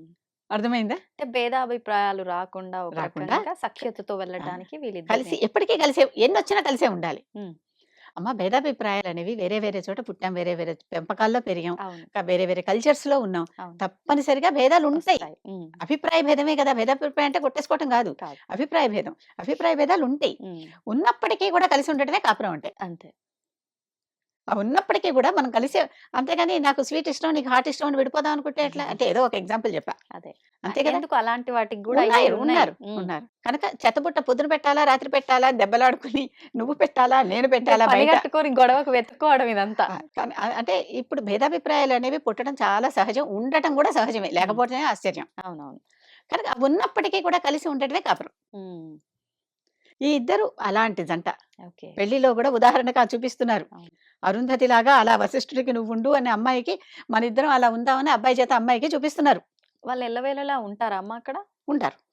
అంటే అంటే అవి అవి కదులుతూ ఉంటాయి. ఉమ్. కదిలితే కూడా ఆ రెండు కూడా కదలటం కూడా ఒకే వేగంతో కదులుతాయి. అంటే ఏ సమయంలో వివాహం అయినా అది ఆ సిద్ధాంతం మాత్రం ఖచ్చితంగా చూపించే సిద్ధాంతం విధానం ఎందుకు ఉంటుంది కదా. చూపిస్తున్నారంటే అక్కడ అక్కడ పొగలపూట అయినా కూడా చూపించేస్తున్నారు. ఈ మధ్య ఉమ్, ఇద్దరు 5 రోజులు పెళ్లిళ్ళు అయ్యేవి కనుక రాత్రి పూట చూపించేవారు. ఉమ్, ఏ సమయంలో కూడా అక్కడే ఉంటారంటే కొంచెం డిస్టెన్స్ పెరిగిన కొద్దీ మనకు కొన్ని విజిబుల్ గా ఉంటాయి, కొన్ని విజిబుల్ గా ఉండవు కదా. ఉమ్, ఉమ్, అవి గమిస్తూనే ఉంటాయి, అవి ఉంటాయి.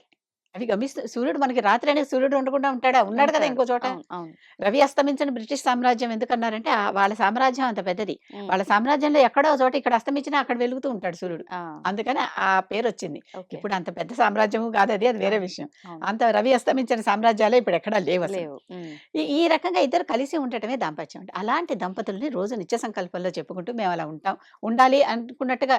ఎందుకంటే చాలా మోడల్ దంపతుల గురించి చెప్పుకుంటున్నాం ఇక్కడ. వాళ్ళలాగా మనం ఉండాలి అనుకునే, అనుసరించదగినటువంటి దంపతులు. దంపతులు. సీతారామాభ్యాం నమః. అసలు సీత రాముడు ఎక్కడుంటే నువ్వు ఎక్కడుంటే అక్కడ నాకు అయోధ్య. నేను నిన్ను పెళ్లి చేసుకున్నానా, అయోధ్యను పెళ్లి చేసుకున్నానా? ఉమ్, ఉమ్. అయోధ్యలోనే ఉందాం పద, నువ్వు ఎక్కడుంటే అక్కడే నాకు అయోధ్య అని చెప్పింది. అవును, అవును. అటువంటి సీత అంటే రాముడిని ఎప్పుడూ వదలని సీత. వదలని సీత. రాముడు ఏం చేసుకున్నా, ఏం చేసినా, ఏం మాట్లాడినా అర్థం చేసుకున్న సీత. ఉమ్, తనని వదిలేసినప్పుడు కూడా రాముడు ఎందుకు వదిలేస్తే ఉంటుంది కారణం, ఏమీ లేకుండా ఉండదు అనేటట్టు నమ్మినటువంటి సీత. అవును. అందుకని ఇట్లాంటి వాళ్ళు వీళ్ళిద్దరు అద్వైతం అంటారు. ఉమ్, రాము సీతారాముడు వేరే కాదు, ఇద్దరు ఒకటే అని అలా వాళ్ళిద్దరిని ఒకటిగానే ట్రీట్ చేయటం అనమాట. ఉమ్, ఉమ్. అంటే ఒకళ్ళ మనసులో ఏముందో వెంటనే ఇంకోళ్ళకి మనసులో తెలిసిపోతుంది. తెలిసిపోతుంది. ఎందుకంటే వాళ్ళు లక్ష్మీనారాయణ అంశంలో వచ్చిన వాళ్ళు కదా. నారాయణుడికి లక్ష్మీదేవి హృదయంలో ఉంటుంది. అవును. హృదయంలో భావన రాగానే తెలిసిపోతుంది. ఆ, అక్కడ భావన పుట్టించేది ఉండేది వాళ్ళకే కదా. వాళ్ళకే. అటువంటి వాళ్ళు అనమాట వీళ్ళు. ఉమ్. అటువంటి దంపతులని నిత్యం స్మరించుకుంటూ ఉంటే సంకల్పంలో ఆ విధంగా మనం కూడా ఉండాలి అని. అంటే వీళ్ళని స్మరించనిదే, వీళ్ళు లేనిదే జీవన గమనమే లేదు, దానికి అర్థం లేదు. అర్థం లేదు. కాబట్టి వాళ్ళని ఖచ్చితంగా మనం నిత్యము స్మరించుకోవాలి. అలాగే మీకు ఇంకెవరైనా ఈ రోజుల్లో కూడా ఎవరైనా దంపతులు అలా ఉండొచ్చు కదా, వాళ్ళని స్మరించుకుని దండం పెట్టుకున్నా తప్పేం లేదు. కారణాలు ఇవి. కారణం ఏంటి అంటే కారణం ఇది. Okay, okay. అంటే ఇప్పుడు ఎవరైనా నిత్యం వీళ్ళని స్మరించుకోవచ్చా అమ్మ? ఏ రూపంలో అయినా సరే, విశేషంగా అంటే ఎప్పుడే మంత్రాలు ఇలాంటివి వచ్చిన అక్కర్లేదు. వాళ్ళు అయితే వాళ్ళలాగా మేము ఉండాలి అని అనుకోవటమే. అనుకోవటమే. ఓకే. వాళ్ళ కరుణ మా యందు ఉండాలి, వాళ్ళ అనుసరణకి మేము సిద్ధంగా ఉన్నాము. కానీ అనుకున్నంత మాత్రాన అలా ఉండగలుగుతామా? అనుకుంటూ అనుకుంటూ ఉంటేనే కదా ఎప్పటికైనా వస్తుంది. ఉమ్, ఎవరెస్ట్ ఎక్కాలని బయలుదేరాం. అసలు ఒక కాలైనా ముందరికి వేస్తే కదా, ఇంటిలోంచి గడప తీసి ప్రయత్నం. కాలు బయట పెడితే అసలు ఎప్పుడైనా ఎవరెస్ట్ ఎక్కుతాం. ఎవరెస్ట్ కొండ కిందకైనా చేరి ఒక కాలు బయట పెడితే ఎప్పుడో అప్పుడు చేరతాం. చేరతామో లేదో వేరే విషయం. అవును. అసలు చేరాలి అనుకోకుండా నేను ఎక్కలేనులే అని ఇక్కడే మంచం మీద పడుకుంటే అసలు ఎప్పటికి వెళ్ళాడుగా. ప్రయత్నం అనేది ఉండాలిగా. ఓకే. అది. అమ్మ, తిరుమల శ్రీ వెంకటేశ్వర స్వామి వారికి కడప జిల్లా, ఈ కడపకి సంబంధించి ఏదో చరిత్ర దాగి ఉంది అని చెప్పి వినడం జరిగింది. అదేంటో వివరించండి. తప్పకుండా. కడప అంటే మన ఇంటి ముందర గడప అంటామా? ఆ గడప కడప రెండు ఒకటే మాటలు. తెలుగులో కా అనేది సరళం అంటారు, గా అనేది పరుషం అంటారు శబ్దం. కాగాలు ఒకటే, అందుకే కానీ గాని, కనుక గనుక, కాబట్టి కాబట్టి ఇలాంటి మాటలు కొన్ని కలిపేసి వాడుతూ ఉంటాం కదా. కదా, అదే విషయం అంతా కూడా. కనుక కాగాలు ఒకటే. ఓకే. కడప అంటే గడప అని అర్థం. మన గడప అంటే కడప అని అర్థం. అసలు పదం కడప అనే అనాలి, కానీ గడప అంటే మనకు అలవాటైపోయింది అంతే. అలాగా ఈ కడప ఉందే, వెంకటేశ్వర స్వామిగా ఆయన వచ్చి మొట్టమొదట కాలు పెట్టింది భూలోకంలో అక్కడ. వైకుంఠంలో లక్ష్మి వదిలివేసి వెళ్ళిపోయిన తర్వాత విష్ణుమూర్తి వెతుక్కుంటూ లక్ష్మి లక్ష్మి అని వెతుక్కుంటూ వచ్చాడు కదా. వచ్చి భూలోకానికి వచ్చినప్పుడు, వైకుంఠం నుంచి భూలోకానికి వచ్చాడు కదా. వచ్చినప్పుడు మొట్టమొదట కాలు పెట్టిన కడప ఉందే, అదే దేవుని కడప అంటారు ఆ ప్రాంతాన్ని. కడప జిల్లా అవుట్‌స్కట్స్‌లో ఇక్కడ హ్మ్. మనకి చిలుకూరు ఎలా అయితే కొద్దిగా దూరంలో ఉందో, హ్మ్. హ్మ్. అలాగే ఈ కడప జిల్లా కడప ఊరు, జిల్లా కాదు ఊరు. కడప ఊరికి కొద్దిగా బయట హ్మ్. దేవుని కడప అంటారు ఆ ప్రాంతాన్ని. అక్కడికొచ్చి దేవుడు పాదం పెట్టాడు ముందర. ఓహో! ఎవరు? విష్ణుమూర్తి విష్ణుమూర్తి. వైకుంఠం నుంచి వచ్చి భూదేవి భూలోకంలో ఉందేమో లక్ష్మీదేవి అని లక్ష్మీదేవిని వెతుక్కుంటూ హ్మ్. అక్కడికొచ్చి కాలక్కడ పెట్టాడు. హుహుహు. అక్కడ కాలు పెట్టి అక్కడి నుంచి తిరుమల దాకా వెళ్ళాడనమాట. మీరన్న ఇప్పుడు ఈ దేవుని కడప అనే ప్రాంతంలో స్వామివారి ఆలయము అవన్నీ ఉన్నది. ఉన్నాయా? ఆహ్, హ్మ్. దేవుని కడప అది హనుమత్ క్షేత్రం. ఆహా! ఎలా అయితే తిరుమల వరాహ క్షేత్రం అక్కడ ఈయన అద్దెకుంటానండి ప్లీజ్ నాకివ్వండి అని చెప్పాడో, అవును. అవును. అప్పుడు వరాహ స్వామి ఆయన్నేమన్నాడు, "నిన్ను చూస్తే నన్నెవరు చూస్తారయ్యా" అనంటే, "కాదు కాదు ఎందుకంటే కలియుగంలో వరాహమూర్తి కంటే వెంకటేశ్వరుడికే కలో వెంకటనాయకః అన్నారు కదా! అవును. కలియుగంలో ఈయనకే ఎక్కువ ప్రాచుర్యం, హ్మ్. హ్మ్. ప్రాముఖ్యత.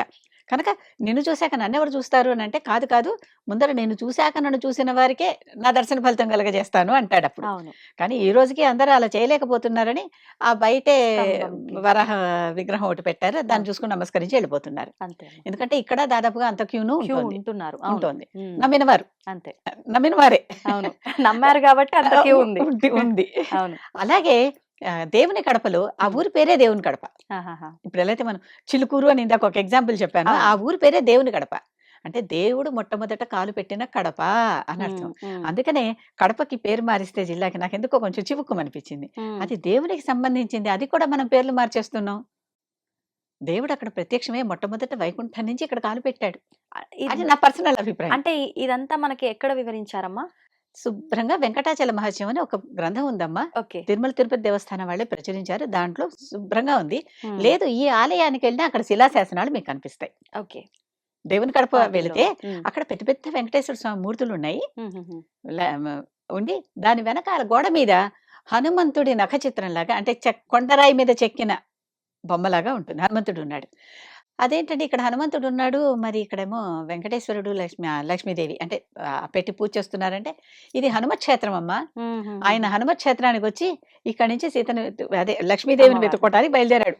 అప్పుడు రాముడు సీతను ఎతుక్కున్నట్టుగా, ఇప్పుడు విష్ణుమూర్తి లక్ష్మీదేవిని ఎతుక్కుంటూ బయలుదేరాడు. హ్మ్. హ్మ్. అని చెప్పి ఏ దారిలో అయితే వెళ్లారో, ఆ దారిలోనే మధ్యలో బాలపల్లి ఫారెస్ట్ ఇప్పుడు దాన్నంతా శ్రీ వెంకటేశ్వర అభయారణ్యం అంటున్నారు. ఆహా! ఆ ఫారెస్ట్‌లో అవన్నీ దాటుకుంటూ వెళ్ళాడాయన పైకి. ఓకే. ఓకే. వెళ్ళి పైన మనం ఒక తోరణం, శిలా తోరణం ఉంది గదా! మొట్టమొదట కాలు పైన అక్కడ పెట్టాడు. హుహుహుహు. అక్కడ ఇప్పటికి శ్రీవారి పాదముద్రలు, శంఖుచక్రాలు అవన్నీ కనిపిస్తాయి మనకి. హస్తాలు అన్నీ కనిపిస్తాయి. హ్మ్. హ్మ్. ఆయన మొట్టమొదటి ల్యాండ్ అయిందక్కడ. ఓకే. అక్కడ పైన అది తిరుమలలో గూడా కొద్దిగా ఎత్తైన ప్రదేశం. హ్మ్. అక్కడి నుంచి అన్నీ చూసుకుంటూ ఉన్నాడనమాట. సో, ఆ తర్వాత మిగిలిన కథంతా మనకి అందరికీ సాధారణంగా చాలా మందికి వెంకటేశ్వర స్వామి హ్మ్. కథంతా అందరికీ తెలుసు. ఈ దేవుని కడపలో నుంచి వెళ్ళిన ఈ మార్గం ఉన్నది కదా! ఈ మార్గంలోనే అన్నమయ్య మళ్ళీ పాడుకుంటూ వెళ్ళాడు. ఇక్కడ మొదలుపెట్టి. అందుకనే ఆ ఓహోహో! మార్గాన్ని అన్నమయ్య మార్గం అంటారు. అంటే దాన్నిప్పుడు స్వామివారు వెళ్ళిన ప్రతి మార్గంలో అన్నమయ్య గారు గూడా ఆ కీర్తనలు. బాలుడు గదా! హ్మ్. మనకి సినిమాల్లో యువకుడిలాగా చూపించిన బాలుడు. ఓకే. ఆ బాలుడు వెళ్ళినప్పుడు, ఆ బాలుడు వెళ్ళిన మార్గాన్నంతా ఇప్పుడు బాగు చేయాలనే ప్రయత్నం జరుగుతోంది. కాకపోతే అభయారణ్యం గనక కొంచెం జాగ్రత్తగా చేయాలి గదా! నిజంగానే పులులు అవన్నీ ఉన్నాయక్కడ.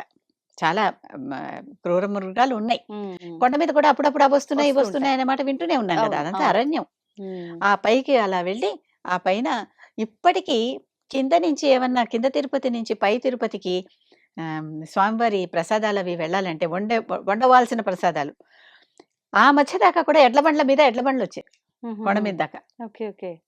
ఇప్పుడు పద్మావతి గెస్ట్ హౌస్ అంటున్నారే, అక్కడ దాకా ఎడ్ల బండ్ల మీద స్వామివారి వంటలకు కావాల్సినటువంటి ధాన్యం కానీ, పప్పులు గానీ, నెయ్యి అవన్నీ సరుకులన్నీ గూడా. పదార్థాలన్నీ అక్కడి నుంచొచ్చేవి. హుహుహు. ఆ విధంగా కొండ మీదకి చేరేవవి. ఓకే. ఇప్పుడు వేరే మార్గాల్లో చేరుస్తున్నారనుకోండి. అది వేరే విషయం. ట్రక్కులు ఏవో నెయ్యిలొస్తున్నాయని వింటున్నాం గదా! అవును. కనుక ఇది వేరే విషయం. ఓకే. ఈ ఓకే. ఈ ఈ రకంగా ఆ మార్గం అన్నమయ్య మార్గం అని అంటున్నారిప్పుడు. హ్మ్. దానికి అసలు దేవుడు కడపలో మొట్టమొదట వైకుంఠం నుంచి వచ్చి విష్ణుమూర్తి కాలు పెట్టి, ఇక్కడి నుంచి లక్ష్మీదేవిని వెతుక్కుంటూ ఇక్కడుందా, ఇక్కడుందా అని వెతుక్కుంటూ వచ్చాడు గదా! అవును. వెతుక్కుంటూ చివరికి తిరుమల చేరి, అక్కడ వకుళమాత దగ్గరికి చేరి, అంటే ముందర వరాహస్వామిని అడిగి అడిగి. అక్కడ ఉండి, వకుళమాతను చేరి, ఆవిడ తన తల్లి ఒకప్పుడు యశోద తనకప్పుడు పెళ్లి చేయలేదు. ఇప్పుడు పెళ్లి చేస్తోంది హ్మ్. అని ఆవిడ ద్వారా పద్మావతితో పెళ్లి కుదుర్చుకునేటటువంటి పని చేశాడు. ఓహో! అంటే ఇదంతా ఒక పర్పస్ ప్రకారమే. అంత చక్కగా మన ప్లానింగ్ అన్నట్లు మన ప్లానింగ్ భాషలో. అన్నట్టు. ఓకే. ఓకే. పైకి ఇవన్నీ అందుకే లీలలు అంటారు వాటిని. అవునవునవును. హ్మ్. వాళ్ళు చేసే పనులన్నిటిని లీలలు అంటారు. అది లీల అది వాళ్ళు లీలగా అవలీలగా. అవలీలగా చేసేస్తారు. ఆ! అది మనలాంటి వాళ్ళకి కష్టం అవ్వచ్చు. అసలు సాధ్యపడుతుందా? పడుతుందా? అలాంటివన్నీ చేస్తారనమాట. ఆ! ఆ తర్వాత చివరిలో మనకి అందరికీ తెలిసిందే కదా! పద్మావతిని పెళ్లి చేసుకున్నాక లక్ష్మీదేవి వచ్చి లక్ష్మీదేవిని ఈయన వెతికి పట్టుకునేది మళ్ళీ తిరుచానూరులో అదొక పెద్ద గాథ కనిపిస్తుంది ఒకటి మనకి. హ్మ్. హ్మ్. అలా అయిపోయాక లక్ష్మీదేవి వచ్చి ఈవిడెవరు, నా సవితి ఎందుకు తీసుకొచ్చావంటుంది. అందాక ఏదో కలహించుకున్నట్లు. తర్వాత ఈవిడ కోపించి ఈవిడ కరవీరపురం అంటే నేటి కొల్హాపురం వెళ్ళిపోయింది. హ్మ్. అందుకే అది శక్తిపీఠం, మహాలక్ష్మి నివాసం అది. ఆ! ఆ! అలాగే పద్మావతి ఏమో మీ మధ్యలో నేనెందుకు, నేను కింద. ఇబ్బంది పడ్డానా అని తిరుచానూరు వెళ్ళిపోయినట్టుగాను చూపిస్తారు. అవును. కనుక ఓకే. ఈ రకంగా 2 చూస్తారు. ఈ హ్మ్. రోజుకి కొండ మీద కళ్యాణాలు చేస్తారు కానీ, కళ్యాణాలెప్పుడూ కూడా వీరిద్దరూ కలిసి ఉన్న ప్లేస్ కళ్యాణ వెంకటేశ్వరుడు అని దాన్ని మంగాపురం అంటారు. హ్మ్. ఆ ప్రాంతంలో. శ్రీనివాస మంగాపురం అంటారు. ఆ! ఇక్కడేమో అలివేలు అలివేలు మంగాపురం మంగాపురం అంటారు అంటారు. తిరుచానూరు. అవును. ఆ శ్రీనివాస మంగాపురంలో అసలు వీళ్ళిద్దరూ కలుసుకున్నది కలిసి తిరిగింది అక్కడ. హుహుహుహు. కలిసి ఉన్న ప్రాంతం అన్నమాట. అక్కడ ఓకే. చేస్తే మరి చాలా మంచిది అని కొంతమంది అక్కడ చేస్తూ ఉంటారు. ఆహాహా! తిరుచానూరులో అయితే నిత్య కళ్యాణం, పచ్చతోరణం ఏ రోజు ఇక్కడ తిథి, వారం, మూఢమి, వర్జ్యం ఏమి ఈరోజు చూడరు. ముహూర్తం ఉంది, లేదు అని చూడక్కర్లేదు అనేది తిరుచానూరులో నియమం. హ్మ్. అక్కడ హ్మ్. ఎప్పుడు 365 రోజులు పెళ్లి చేసుకోవచ్చు. ఓకే. ఓకే. కనుకనే ముహూర్తం కుదరనటువంటి వాళ్ళు వీళ్ళందరూ ఉంటారు చూడండి. ఆ! అలాంటి వాళ్ళు ఇలాంటి క్షేత్రాలకెళ్ళి పెళ్లి చేసుకుంటారు. అంటే కుదరకపోయినా క్షేత్రంలో పెళ్లి చేసుకుంటే అక్కడ ఆ బావుంటుందనా? దోషం లేదండి. ఆ ప్రాంతానికి ఆ దోషం లేదు. హుహు. ఆ ప్రాంతానికి ఆ దోషం లేకపోవటం వల్ల హ్మ్. చక్కగా వాళ్ళక్కడ ఆ విధంగా పెళ్లి చేసుకుంటుంటారు. ఓహో! తిరుమలలో నిత్య కళ్యాణం కదా అవును. దేవుడికి. అవును. ఇలాంటి నిత్యము కళ్యాణం చేసేటటువంటి ఈ కళ్యాణాలున్నాయే, అలాంటివి ఇలాంటి క్షేత్రాల్లో చేసుకుంటే, మూఢంలో పెళ్లి చేసుకున్నారు, హ్మ్. లేకపోతే వర్జం రోజు పెళ్లి చేసుకున్నారు, శూన్యమాసంలో పెళ్లి చేసుకున్నారు అవును. అనే దోషాలు వీటికి ఇవన్నీ ఉండవు. వర్తించవంటారు. వర్తించవు. Okay.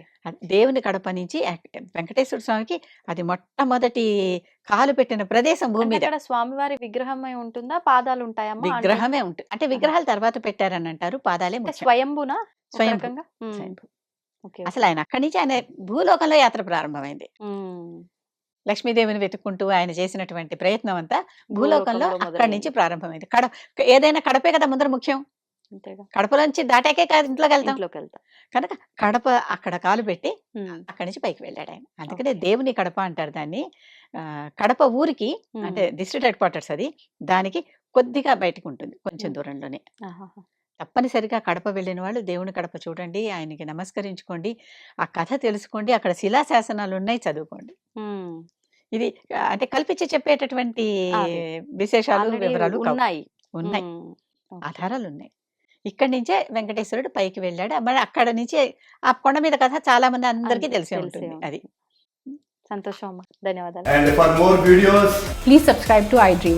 Please subscribe to iDream. Please subscribe iDream. And please subscribe to iDream. For more videos, subscribe to iDream. please like, share, and subscribe to the channel. Congratulations, iDream. subscribe to iDream. Subscribe to iDream. So subscribe to iDream Media. iDream team అందరికి huge congratulations. Please subscribe iDream Media. Please subscribe to iDream. Subscribe iDream. Please subscribe to iDream. iDream అంటే నా కళల ఛానల్ను subscribe చేసుకున్న నోరు తిరుగుతలేదు. మీరైతే గంట గుర్తు కొట్టండి. For more such videos, please subscribe to iDream. Subscribe to iDream. Please subscribe to iDream. Please subscribe iDream Media. Please do subscribe to iDream. Please subscribe to iDream Media. For best entertainment and information, please subscribe iDream. And don't forget to subscribe to iDream.